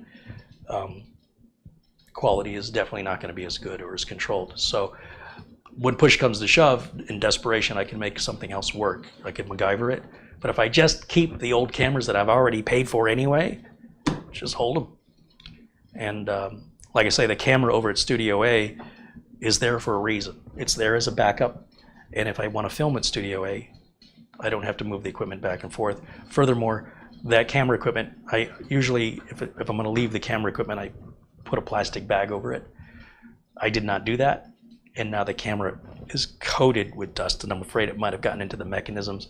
So I'll have to, when I'm back over at Studio A, clean that up, dust it off, blow it out with the duster.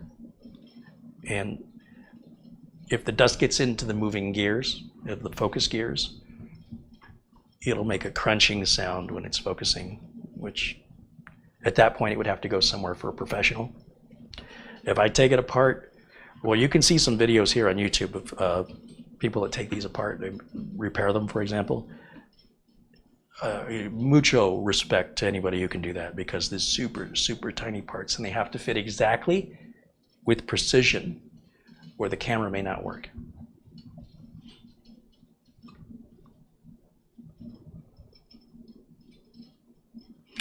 Arkansas Magnet Fisher says, Carey, I am Bill Ottinger. I wanted to let you know I changed my YouTube name to my Arkansas, to Arkansas Magnet Fisher. Good, good. Well, you're still blue, so that's all good. There's more taunt. 210. He says, the camera looks great. It needs a little adjustment. It will be sending you an Amazon gift card for another one. I fully don't expect anybody to send an Amazon gift card for $7,500. However, I can assure you that any contributions are never expected. They're always appreciated, and they do go towards the channel. All right, so that much. And that's one of the reasons I wanted to do the unboxing on camera and to show you the experience and to do it in a timely manner. I know a lot of things I set out to do, they get postponed, I get distracted. This was priority number one. I want to make sure everybody who has contributed can verify that I'm being fully transparent about where this money is going. Some people, I've had some really negative comments from some, well, it's the internet, from some people who don't agree with it. And that's okay, they don't have to agree with it. There's no obligation for anybody to support this channel. Some people feel entitled to free, or that I should just take money from sponsors and just say the things the sponsors want me to say about their products. Now look, if I already like the product, that's not a problem, but being told what product to review, what I'm allowed to say about it, and when I have to publish it with their approval, barring violating a contract, is that really the content you want to see? Because there's no shortage of that. Find any tech channel with 1 million or more subscribers, and as far as I know, every tech channel with 1 million or more subscribers is making commercials.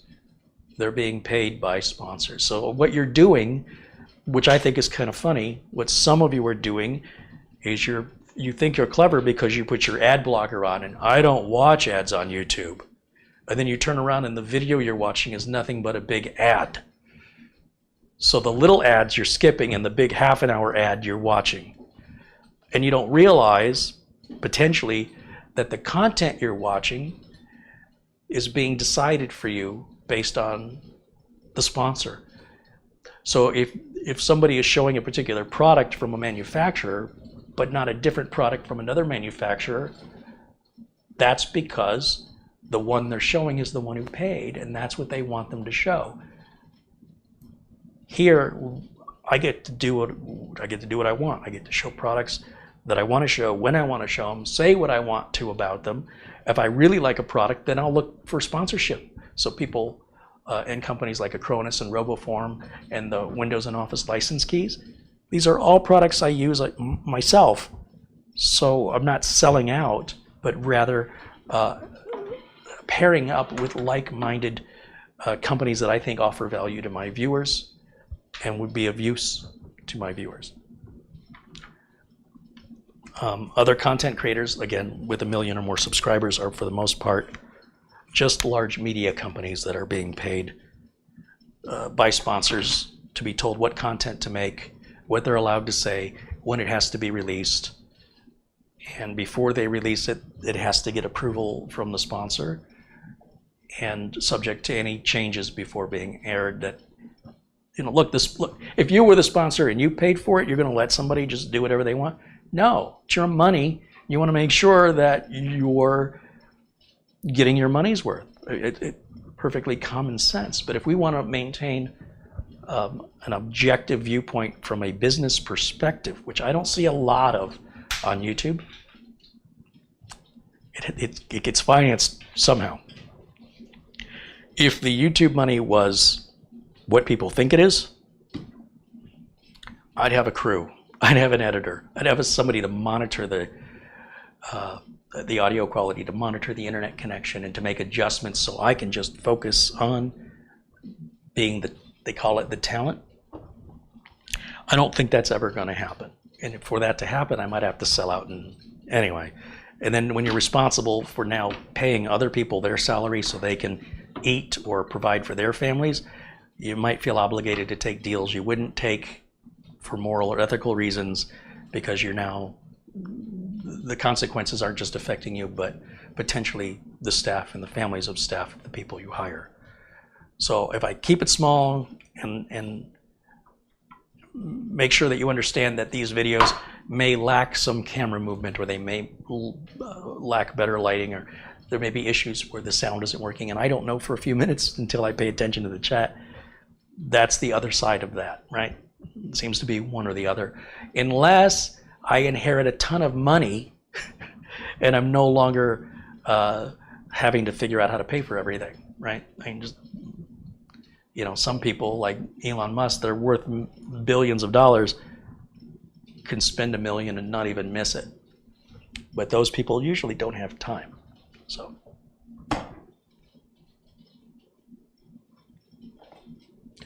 Marco says, so basically an infomercial.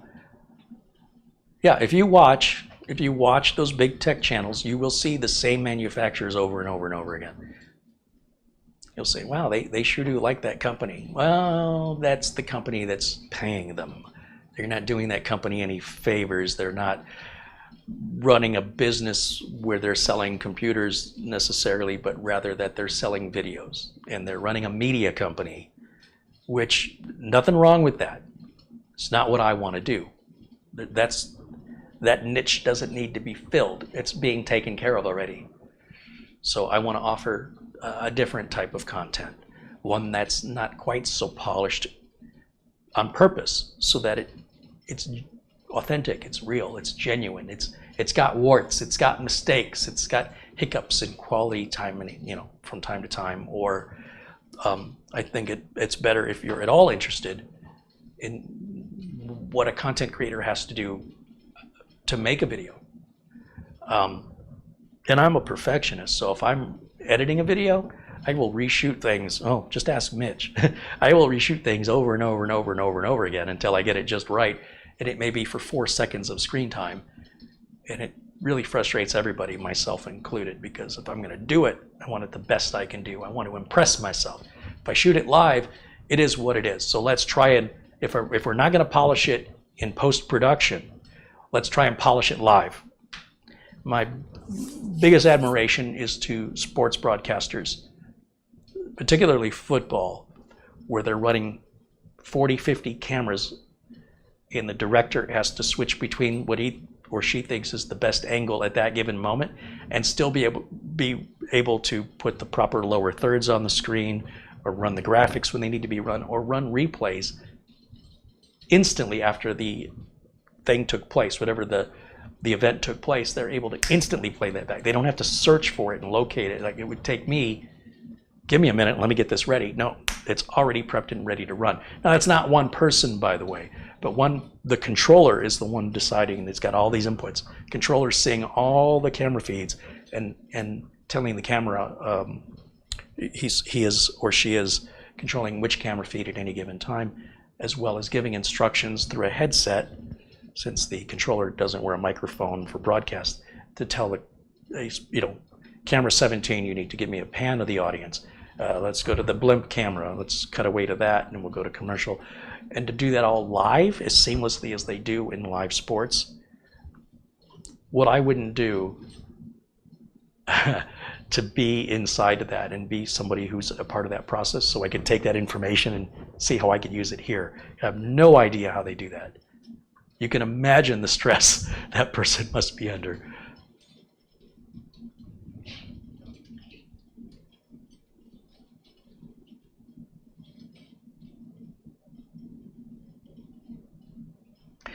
Mortot says, I'm here to support the channel. The computer I received is running great. Music to my ears. Usually no news is good news, so if I don't hear back from somebody, because I sell a lot of computers, I assume I'm not hearing back from them because they're not having any problems. But I would hope if they were having any issues, they would at least try to reach out to me for a solution first.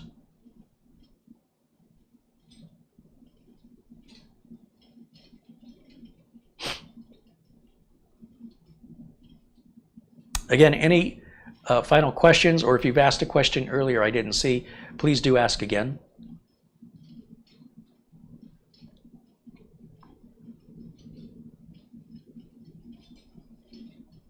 Patrick Russo says you are the most realist person on YouTube, and that's why I'm here and will continue to support you in any way I can.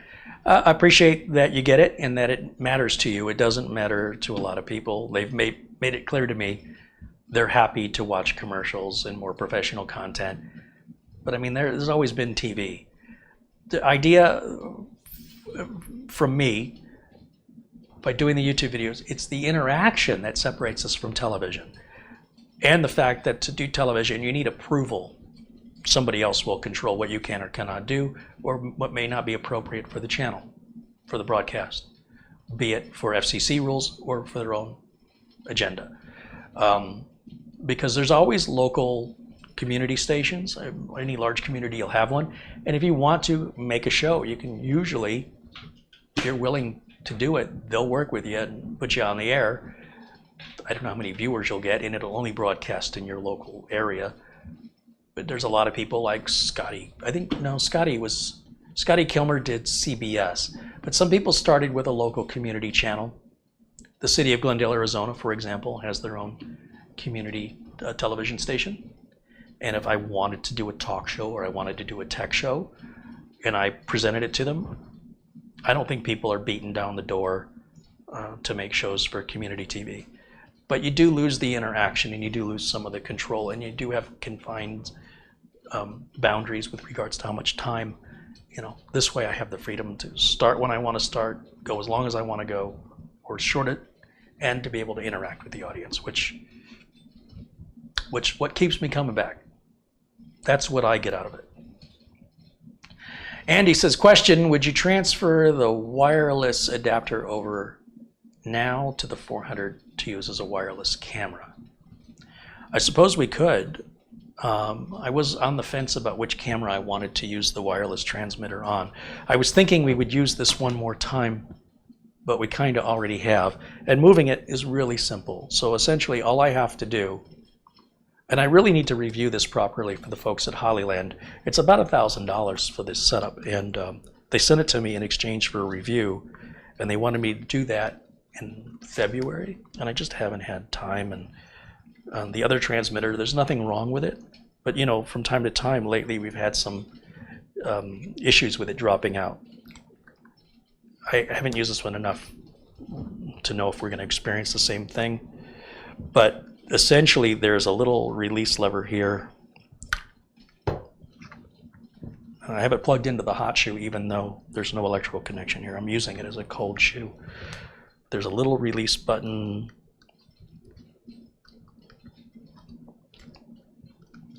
Where is it? That I lift up and pull back. Then there's the short HDMI cable that plugs in here, and that makes it really difficult to hold this camera. I think that was a really bad placement for the HDMI. And on the XF400, the HDMI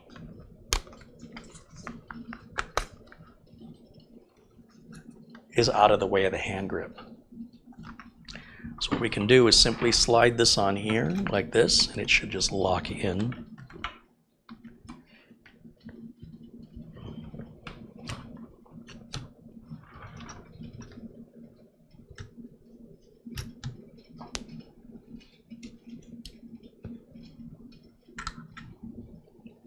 Which way should I put it? This way? I think I had it this way.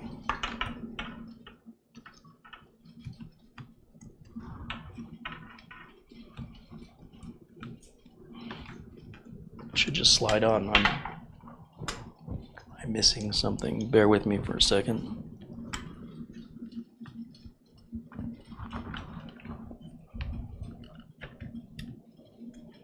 Why is that not going on?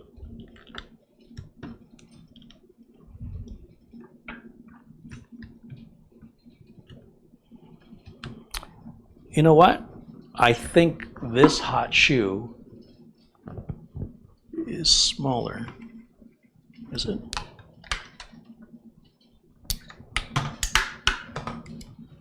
And I think this is an adapter I had to put on because Canon's camcorders use a smaller hot shoe. So this is a little adapter I bought off Amazon for like $6. Let's take the adapter off. Maybe I don't need that anymore. Hey, I don't need that anymore. That's good because it made it a little wobbly. And then the HDMI will go right here on the side.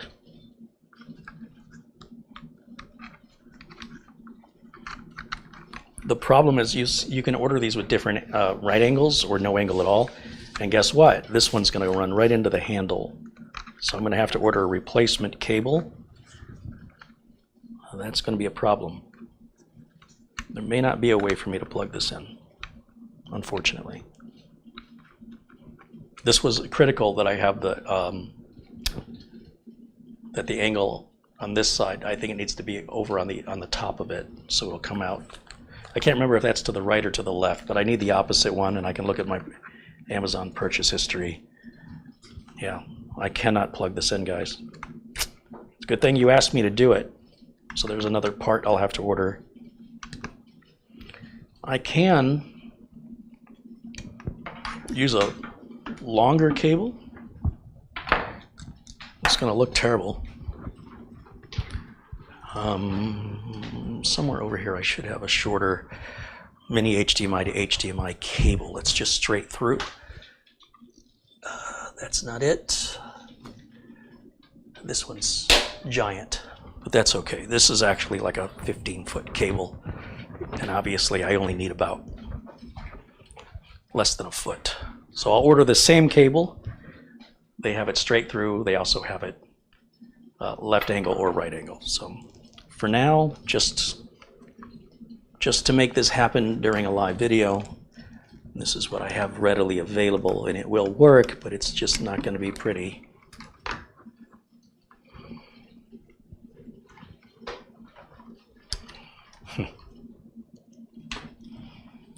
You know, 15-foot cable for my wireless transmitter. That makes no sense. If you have a 15-foot cable, you don't need the wireless. Actually, these wireless transmitters, just in case you were wondering, I can step outside and walk over to the neighbor's house and no degradation in the video quality at all. I haven't tested it to see how far down the block I can go, but I would never have any reason to go that far, let alone further.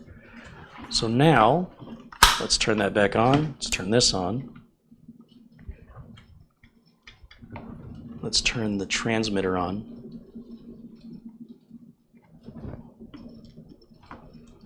Okay, and then let's turn the receiver back on, because again, I think I shut it off. No, I left it on again. I keep forgetting to turn it off.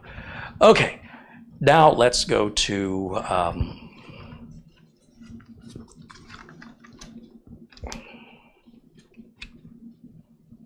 want to zoom this out.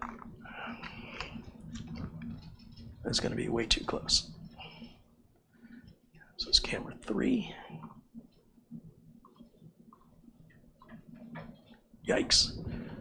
That is super zoomed in. I obviously went the wrong way with the rocker here. Let's zoom it out. Okay. So that should be much, much better for close-ups now. We should have much better brightness. We should be able to see all the little details like on motherboards and such. So we want to look at all the little writing and things. That is so much better. So much better, I think you'll agree. So that right there is the XF400, and back over to the XF705. And then this, of course, is the other XF400. Yeah, well, I think that's the way to go, don't you? I think we're moving in the right path. Very surprised that one Canon camera needs a right angle cable, and a couple models up from the same manufacturer get the opposite angle on the camera.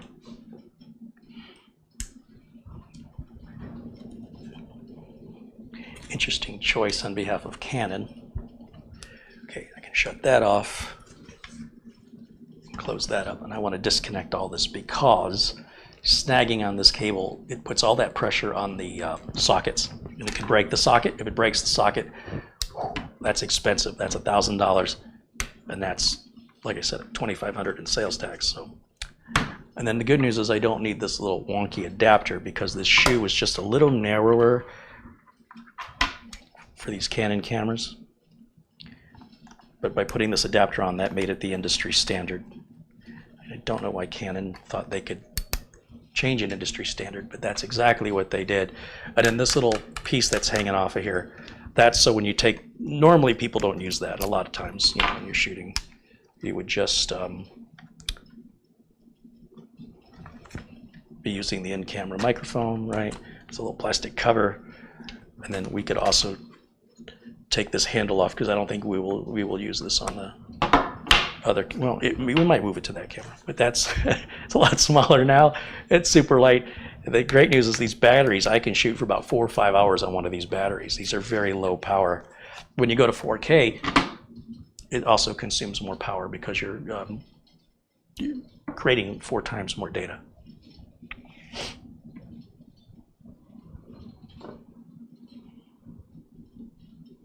Jason Willis says, winner, chicken dinner. Ron Barnish says, super good with that one. And Master Singleton said, it's way better of an improvement. Dave Hall says, it's very sharp.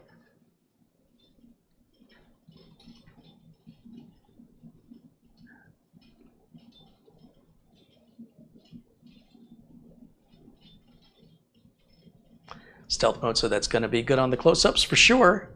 Yeah, and hopefully easier for somebody to hold this camera. It is, you know, we just added even more weight to it with this transmitter on top of it.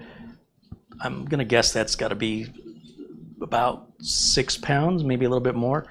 And again, when you hold it long enough, and the other thing is when you pull the screen out, you know, so you can see what you're shooting, if you close the screen, the camera will go into standby unless you pull the eyepiece out. Then that activates the internal LCD screen and it tilts so that the camera person then can save battery life because the screen eats up a lot of battery. Also, if you're outdoors, it might be hard to see the screen. So looking through the viewfinder, the digital viewfinder there, that turns the digital viewfinder off when we push that back in. So that may be something that you didn't know about these cameras. Even on the cheap one, it's the same thing. This one doesn't tilt. The more money you pay for the camera, the more little features like that are what you're getting. And depending if that's of value to you, depends on how you use the camera. $5 from Planet Cryo says, just so you know that the new cam is periodically showing the face detection box on you. Yeah, so as I mentioned, the information that appears on the LCD screen, I have turned that off on these cameras. You have the option to turn it on or off to your HDMI output. I just don't know where it is in this camera yet, but I'll sit down with it later tonight when I can relax and kind of sift through the menus and play with it a little. And it's probably right in front of me the whole time and I'm just not seeing it. But thank you. And again, thanks for the continued support. Bob R contributes $10. He says, more great videos to enjoy now with the new cam. Well, let's hope so. The cam, as I mentioned, is camera 2 position. I'm gonna, since this is looking promising, I'll go ahead and not only move it to camera 1 position, but I also have to move the wireless receiving packs, and they're on a special little bar that takes one hot shoe and turns it into 2. All of that has to be shifted over to the other camera. I don't like that one XLR input is up in front of the camera and one's in the back of the camera, so I'll have to figure out how I route those cables. The cables will reach, but it's just weird that they are so far apart from each other. And then with those things and the LCD output off, should be ready to rock and roll. I don't know that many more adjustments need to be made. It looks really, really good.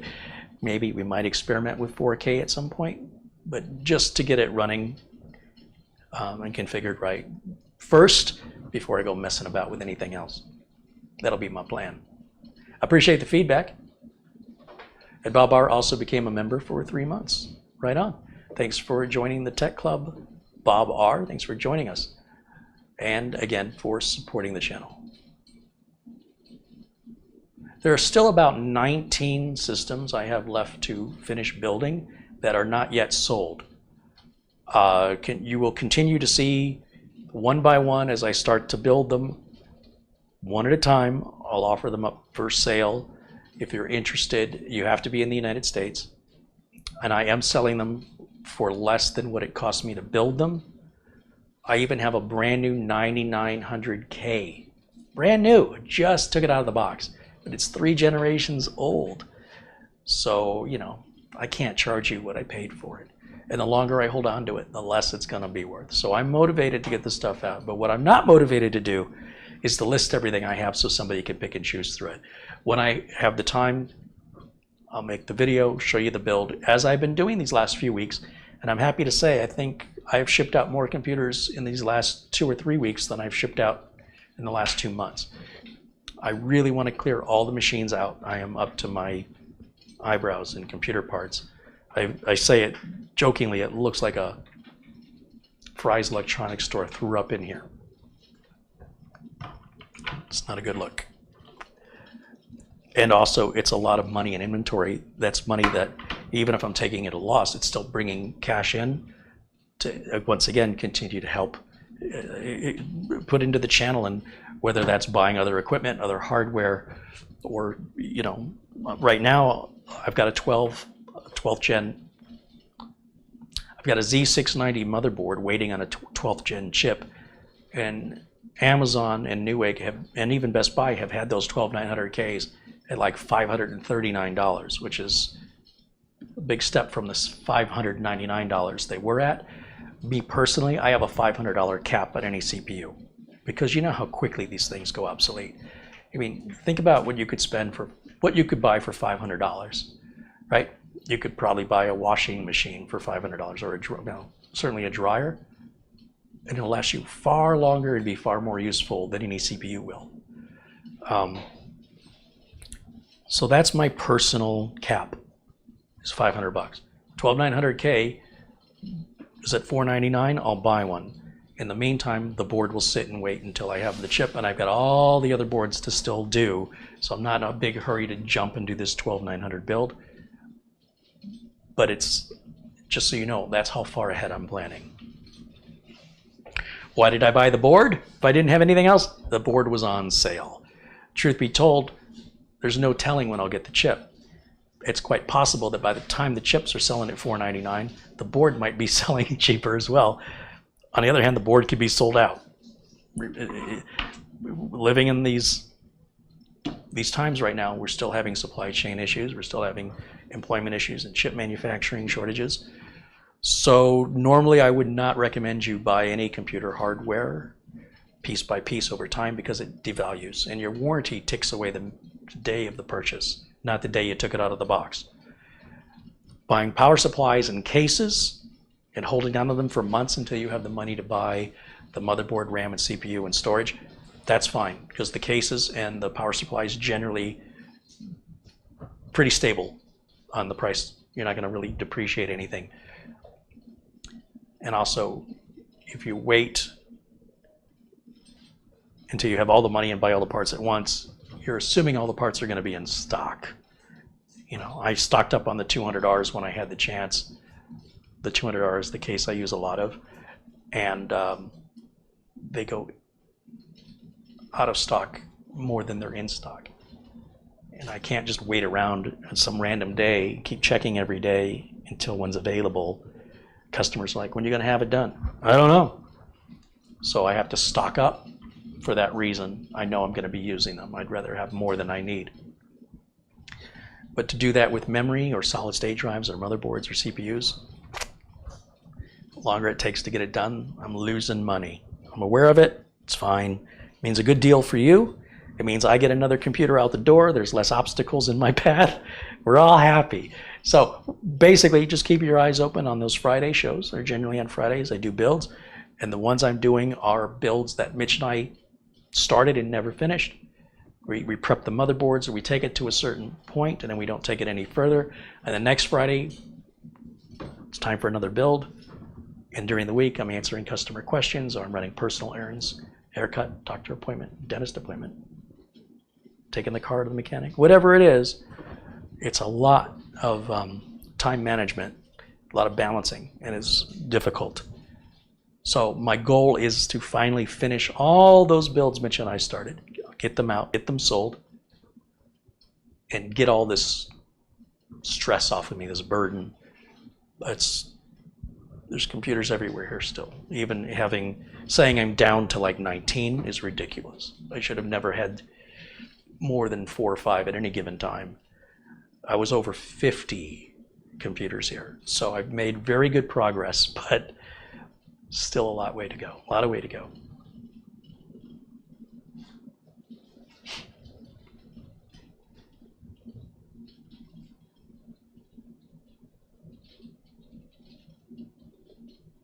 Carey, would you ever offer a class on Masterclass or on sites like Udemy? If they approach me and want to talk to me about it, I'm happy. I'm open to the idea. I'd prefer to give the information out for free. Winston Liu contributes 10 Canadian dollars. Right on, Winston. Thank you. And did I miss any other contributions?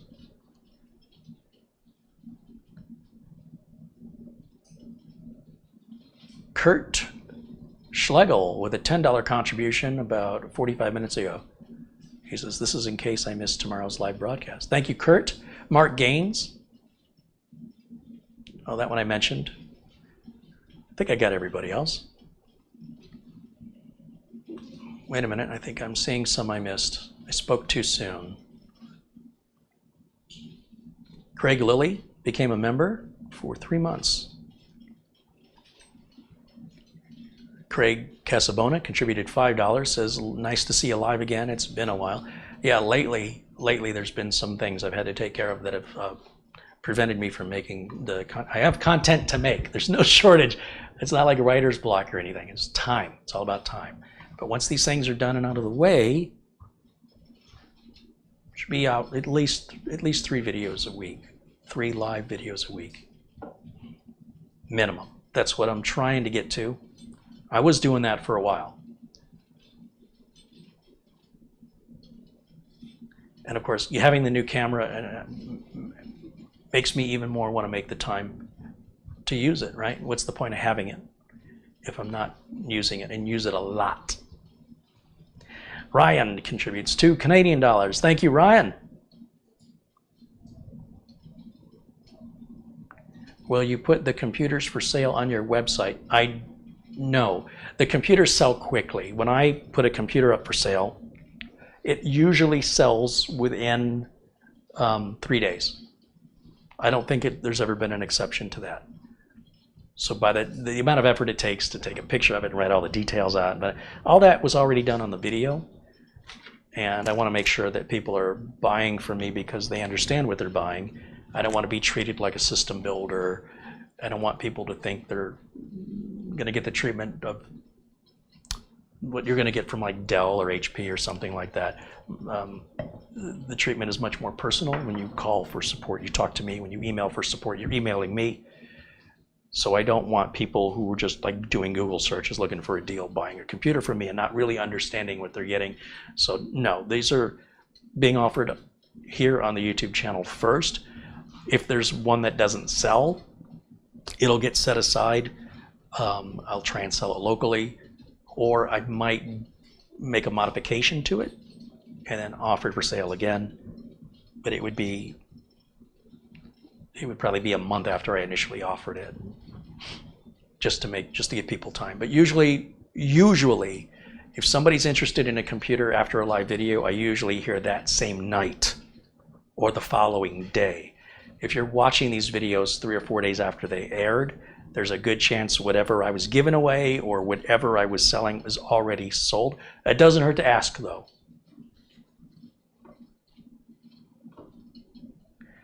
Fernando says, do you sell computers on eBay? Absolutely not. No. I don't want to sell computers to strangers. I want to sell computers to the community who understands what they're buying. And I also don't want to save some stranger looking for a bargain on eBay $200 than what it costs to buy the parts. I want them to benefit as being a community member, as a benefit of being a part of this community, not just some random bargain hunter. They can go to the big box stores and get their loss leaders. I can't afford that. I just don't think they'll appreciate the sacrifice.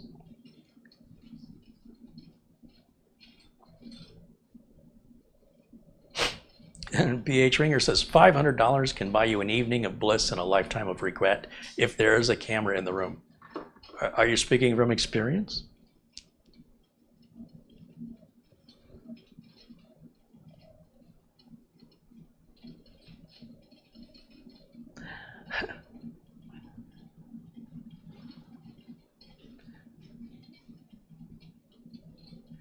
Is the camera 8K capable? No, it is not. And again, this is Samsung's flagship camera. 8K really hasn't taken hold. If you look at the sales numbers for 8K televisions, they're not good. And they maybe someday, but the public apparently isn't seeing any value in it. And it's hard to even get 4K content. The local cable provider, Cox Communications, as far as I know, they're still not in 4K. When you're watching streaming shows that are in 4K, like Netflix or Paramount Plus, they're reducing the bit rate. So again, just because the size of the picture is bigger doesn't necessarily mean the quality of their detail is better. I think there's a lot of placebo effect. If you were getting a true 4K image like what they show in the showrooms at the retail stores with the demos, the amount of data you would need to push through your internet connection would cost companies like Netflix and Paramount so much money, and very few people would have an internet connection outside of a big major city with a fat enough pipe to capture that much data. So for cost savings, bandwidth savings, quality improvements, the bandwidth is, the bit rate is significantly reduced. And you can imagine how terrible that's going to be when you double it again when you go to 8K. But in time, 8K may be a normal thing, but it is certainly not catching on at this point.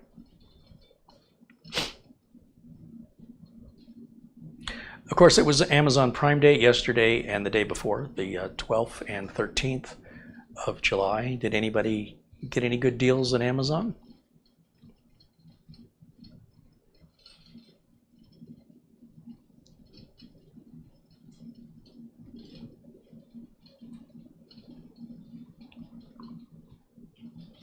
We are now about 2.5 hours into this live video, and so I think I will go ahead and wrap things up for today. Mortant says, I sent you an Amazon gift card towards the next camera. Check your email. Well, yeah, that's a great idea for me to check messages just to see if other contributions have come in.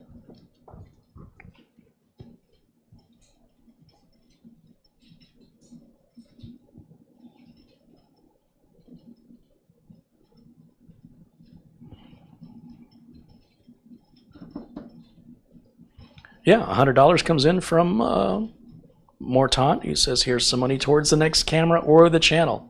Right on. Well, I appreciate it.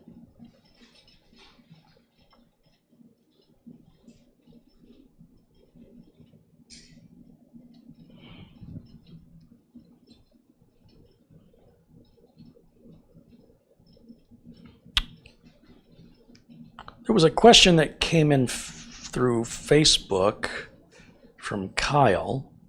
Kyle wants to know, how much does one 4K camera set you back on price? And do you feel like the streaming setup pays for itself in 1 year with the cost of all of it? Well, that's a tough question to answer. The amount of money that the channel makes strictly from YouTube has been the same for the last couple of years. Even though the channel's grown, the amount YouTube has paid has also shrunk. So even though the channel keeps growing financially, is from the amount I make from YouTube, I'm staying the same. Is the cost worth it? Depending on the content creator, what size audience you have, and not all content generates the same amount of revenue. My content doesn't generate a lot per ad, whereas somebody who's doing stock or investment advice, their videos are worth more to advertisers. And I think it's because the people watching that have money to spend, right? So some types of or categories of content will earn more per view all videos aren't worth the same amount, but my videos traditionally are on the lower end of the scale. They're niche. And the number of viewers you have, there's a lot of variables. So for me, yes, obviously it's worth it. I wouldn't do it purely for emotional reasons. It's got to make sense. If it don't make dollars, it don't make sense. I wouldn't spend $25,000 on a camera for the amount of income the YouTube channel generates. It just doesn't make any sense, nor does it make any sense, even if the YouTube channel did generate that kind of money to justify that expense, that those features would in any way improve once YouTube processes the video. All of the things that were purchased weren't purchased all at once. It was all, better tripod head, better camera, better microphone, better wireless pack, better batteries, better capture card, better cables. I break the cables. I'm plugging and unplugging and moving things around a lot, and I break the cables. Buying spare cables, buying spare things. So, and having backups. So something happens. So let's say you buy the one 4K camera, the one capture card. What if something happens to that? What if it just breaks? Now you can't make any money at all.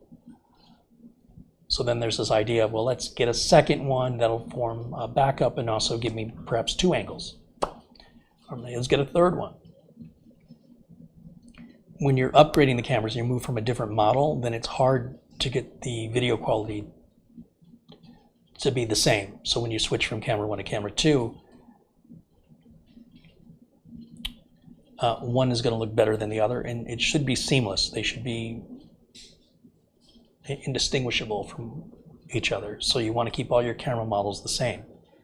So if I bought a JVC camera and a Sony camera and a Canon camera all in 4K, how they interpret the lighting and color and white balance, it's going to, each manufacturer, some manufacturer might lean towards warmer tones, others to cooler tones, and then you have to manually adjust everything, and then those adjustments, because there are windows and things in this room, might need to be adjusted throughout the day as the sun is going up or down. So it's not like you can just set it once and forget it. So with this camera right now, we're on auto everything, and of course if I leave it that way and it's working, that's the preference. If I start to tweak things by hand manually, then those adjustments may be never ending for that reason, because the lighting is always changing. So is it worth it? I think it's worth it for me at this stage. I've been doing this since 2008 here on YouTube, and I want to put money into the channel. It's like with Amazon, Jeff Bezos funnels profits from Amazon back into Amazon. He's been doing that, and I think he's always going to do that. I don't know that he's ever not going to do that.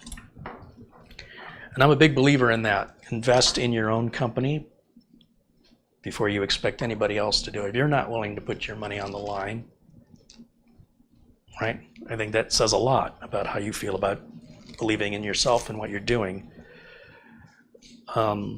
The bigger camera will hopefully have some features I didn't know I needed. So I will go through the manual when I have some time, and I'll go through it and I'll play around with the settings, and I wasn't certain that this camera was going to be worth it. And I did say maybe no difference, and I'm prepared, when I bought it, was prepared to send it back. I am happy with it. And if I had another one, I'd probably put it at Studio A, just if there was a robbery here or if this camera were to break. Once again, it's not just a matter of having $7,500 to buy it. It may not be in stock. They do sell refurbished versions of these cameras for about $900 cheaper, but I thought at this price point, spend the extra $900, get a brand new one, because there can be little details, little features that you don't realize aren't working because you're not using them yet, that eventually when you go to use them, if you go to use them, you find out, well, apparently this was something that wasn't addressed in the refurbishment. So if I get it new, I shouldn't have a problem.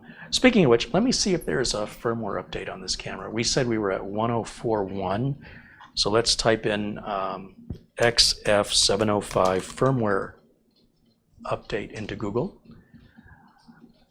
And the first link takes us to www.usa.canon.com. And I will share the screen with you here.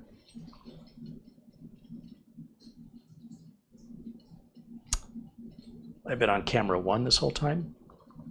I'm not even using the new camera. That's the new camera. Sorry, I've been on the wrong camera. My bad. So now we're on the 705 because it's a little off to the side.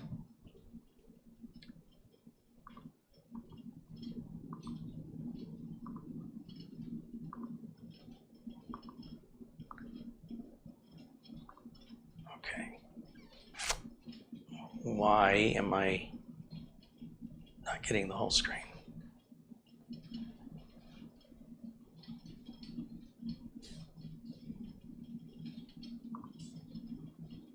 That's weird, it's not showing the whole screen. Drivers and downloads, firmware, 1041 is the latest. The way you apply firmware to these is you will download the file, you will put a blank memory card in the computer to copy the file to. You will then put that memory card into the camera and turn the camera on.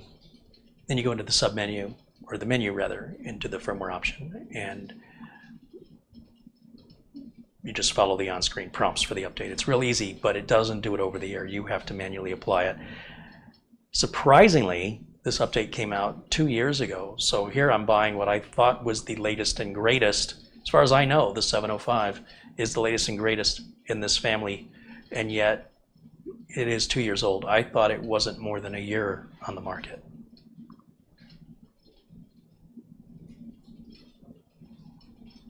Interesting. All right. Well, this is what I did with the XF400s. I thought those were new as well, and it turns out that they're already not even sold anymore. If we go to their cameras, we go to products, camcorders. I don't even think they list. Let's see, Canon cameras. shop.usa.canon.com. Refurbished cameras, you can save some money here. Where's the camcorders?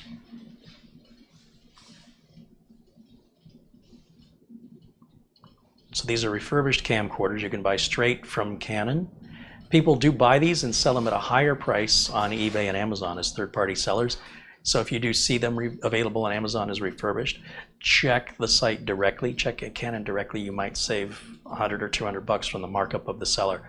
So $800 on a G50, that's a $1,000 camera. It's a good deal. These are, I wouldn't bother with. And that's it. That's some slim pickings.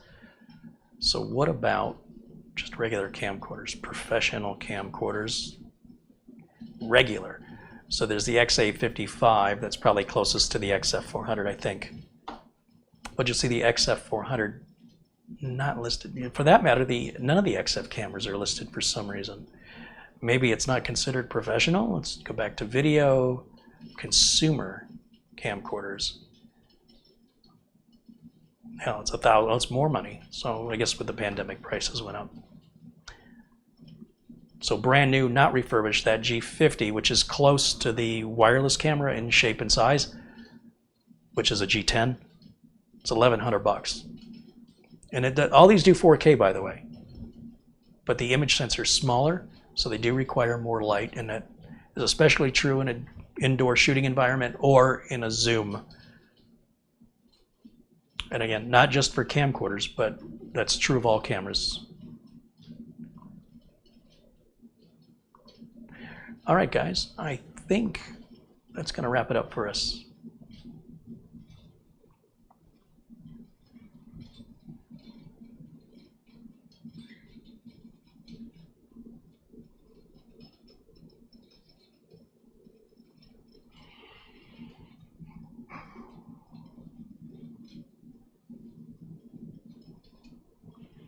Patrick says the 705 camera seems a little darker, like there's a filter on. Everything's on auto, so there shouldn't be any filters, but I'll need to look at it. Again, this is pretty much my first experience. You're seeing it live, unscripted, the way I'm experiencing it, and just trying to get a feel for, you know, what the difference is without doing any optimization or configuration, just to turn it on and get a picture out of it. So I'm sure that there's room for improvement, but overall I'm happy with the image quality myself, just the way it is. So I think it can only get better.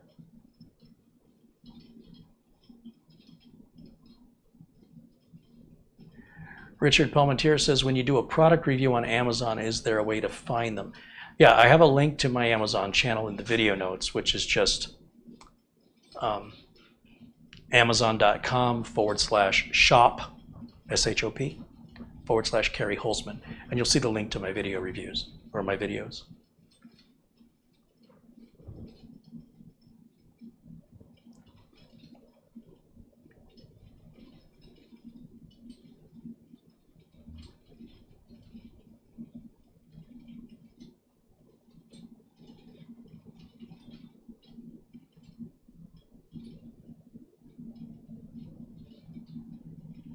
Morton says, really, you're going to read the manual? On this one, I think I will, because I think there's going to be some features I wouldn't know to look for.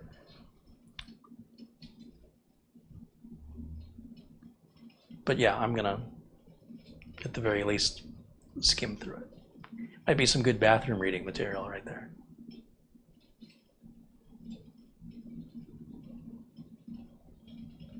Kenneth Brown became a supporter. Thanks, Kenneth. Thanks for becoming part of our becoming a member of our tech club here. If you've been a member of the tech club for 3 months or longer and you would like a free Windows 10 professional key, as you are investing in me, I want to give you a return on your investment. But there is a condition I want you to know. If I send you a Windows 10 professional key as my way of showing my appreciation for your support, I am asking that you activate that key within 2 weeks. Not because the key isn't going to work in 2 weeks, but because if the key doesn't work, if there's any problem with you activating it, I don't want to find out about it long after I've forgotten even the transaction even happened, that I sent you anything. Okay, I'm spread pretty thin. I do want to help you. I do want to make sure that you are going to have a key that works, and that if there's any problems, that I'm going to help you to resolve whatever the problem might be. It might be you're trying to do it incorrectly. You're trying to activate Windows 10 Home with a Windows 10 Pro key, or you're trying to upgrade Windows 10 Home to Windows 10 Pro, and it's a little more complicated than just putting the key in. Whatever that is, 2 weeks. If I send you the key and you choose to hold on to it, and more than 2 weeks goes by, and then that key doesn't work, it's just really impossible for me to then get pulled backwards in time to then help you. And then my support from the company that sells the keys is also not going to be there for me. It's just no different than a warranty. If I sell you a computer, your motherboard has a warranty. Every part has a warranty from the manufacturer. If the manufacturer won't warranty it, how am I supposed to then put that warranty to you or pass it on to you, other than by opening up my wallet and paying to replace whatever part is broken? And that's why I don't use certain manufacturers, as I found their return process to be difficult or cumbersome or near non-existent. So I will pay a couple dollars more, not a lot, just a couple dollars more, to buy from reputable companies that, should there be a problem, I know that they've got my back. Because as long as they got my back, I got your back. So if you've been a member for 3 months or longer here on the YouTube channel, send me an email if you want a Windows 10 Pro product key, and be prepared to either activate it within 2 weeks, or if you have any problems after that, too bad. That just isn't going to work, and that's just the way it is. So that offer stays open indefinitely. If you don't need the key now, don't ask me for it now. As far as I'm concerned, I owe it to you if you've been a member for 3 months. Ask me to collect, or you should collect on that debt when you're ready to use it. And then if there is any issue, and there probably isn't going to be, but in the unlikely circumstance there's an issue, I can go back to the key seller and they will correct it. I won't have to spend more money to buy another key for you, because then that's not going to work for me. Right? Because if I do that too much, now I'm paying you, there's no profit in there anymore, right? If it's costing you $30 to be a member for 3 months, the keys are costing me the same amount you will pay if you put the code of Carey into the basket at VIP CDK deals. The price, I think, is $15.90. So we're taking the $30 you gave me, YouTube is taking 30% of it, the government's taking 30% of the remainder, so overall it's about 50% that I actually get. So if I buy one key, I'm pretty much breaking even with you, except I'm hoping that that will encourage you to continue your monthly support as a member, and show you that the more you give, the more you get. So bear that in mind. You don't have to take advantage of it today. If you don't think you're going to need the key for a while, don't ask me until you need it for that reason. Once the key activates on your motherboard, it will stay activated indefinitely. Even if you have to wipe and reinstall Windows 10, you don't enter a product key, you do the same installation the same way I show it always of Windows 10. And then when you go to Windows Update and you go for your first round of updates, Windows will recognize the serial numbers of your hardware, will reassign the key back to you and reactivate. You never have to do it again. But it is tied to the motherboard and it cannot be moved. Okay?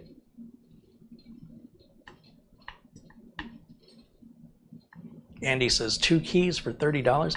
Yes, you can go to VIP CDK deals and get 1 license code that can activate on 2 computers for even less than that, a couple of bucks less. Yeah. Stealth Mode says, thank you, Carey, that is awesome. Well, again, I have to show you guys what you mean to me, and I want to make sure that there are benefits for members that may encourage other people to become a member. And you're kind of killing 2 birds with 1 stone. You can get your product key. Granted, you're going to pay more for it this way, but you're also supporting the channel here. And you can see just today, 1 camera and 2 memory cards, but there's $8,000 in equipment that we just set up, close to $8,000. So at $10 a month, takes a lot of that to add up to thousands. But I also want the sponsor to benefit from making the sale. I'm not asking the sponsor to give me the keys. I could, but I'm not going to. I'm going to buy the keys the same way you would. The sponsor gets the sale. I use the coupon code of Carey. It counts as me having a sale. The more sales I have, the more they want to keep sponsoring here. Keeps them happy. I always try to find situations where everybody wins at no one's expense. That's my motive. I think it's highly sustainable. You can also buy Office product keys there as well, but those are $40 to $60 depending on the Office version. So maybe if you're a member for a year and you haven't asked for a Windows 10 key, you can ask me for an Office key instead. Basically, you can take whatever the key costs with my coupon code, and if it is half of what you've paid, so if you've paid $30 and I'm going to spend $15 to $16 to buy you a key, or you've been a member for a year, you've contributed $120 and you want an Office key that's $60, very reasonable ask. I'd be more than happy to honor that and do that for you, for sure. Not both, unless, of course, if added up, if you've been a member for, let's say, 15 months, then that would be an Office key and a Windows 10 key in that case. About half of whatever you spent on your membership to the value of the key. More than happy to do that. Absolutely. I love to give back. Just know you need to activate those keys within a reasonable period of time if you're going to have need any assistance in the case the key doesn't work, or maybe you're trying to do it incorrectly, an incompatible product, whatever, for me to help you.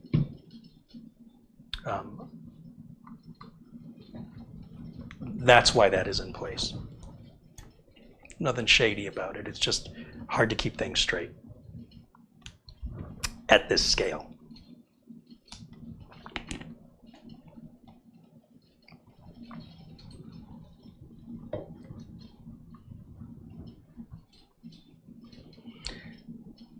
Richard Palmentier says, yeah, like Marvin's issue with his computer, you changed out.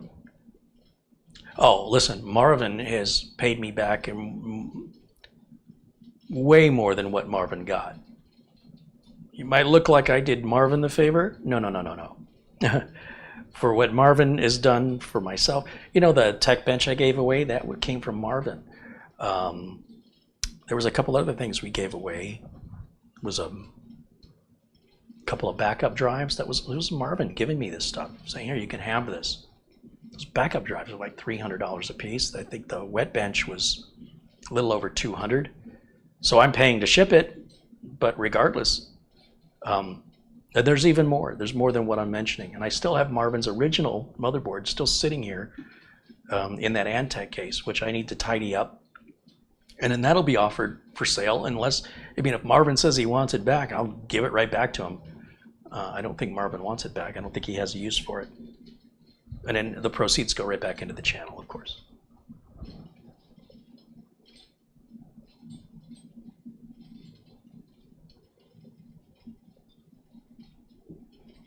Ron Stewart is just joining us. Well, we're just getting ready to say goodbye, Ron. So you're just catching the tail end of the show. I hope you'll go back and watch it from the beginning. We're on the new XF705 camera now without any customization or optimization, just pretty much out of the box, plugged in, turned on, and just to get a feel for what the video quality is like. So we're off to a good start, and I'm looking forward to shooting with this camera moving forward. Hopefully tomorrow's live video will be on this camera in camera one's position. My work is cut out for me tonight is what I'm saying. And then I may not move the audio over only because it's more complicated than moving the physical receivers. There has to be adjustments, and I don't know that I have the patience for that right now, so I might just leave the audio on camera one. I'll move camera one to camera two position, and I'll simply turn it on for audio only. And then maybe over the weekend when I have some time, I'll move the audio over. Just not looking forward to the audio part of it because that was such a long time it took me to get that straightened out. I really don't want to change it, but I have to. So again, thanks to everybody who makes this possible. Not just the purchase of the equipment, but this whole concept of me being able to put these videos on, to share my experience, to share my perspectives. If for no other reason that it offers an alternative, in many cases, an alternative viewpoint that may be worth considering. But a lot of this, long before YouTube, I was doing the same work for clients silently. Like any computer repair business, you don't know what they're doing. So to be able to open the doors up to the business and show you how the business runs, show you how the attitude of a computer technician and the responsibilities and the reasons why things are done differently than the typical YouTube tech videos by enthusiasts and hobbyists, I hope is of a valuable perspective to my viewers. And if viewers don't like that, well, those other channels are still there, right? It's not for everybody, and just as those channels are for everybody.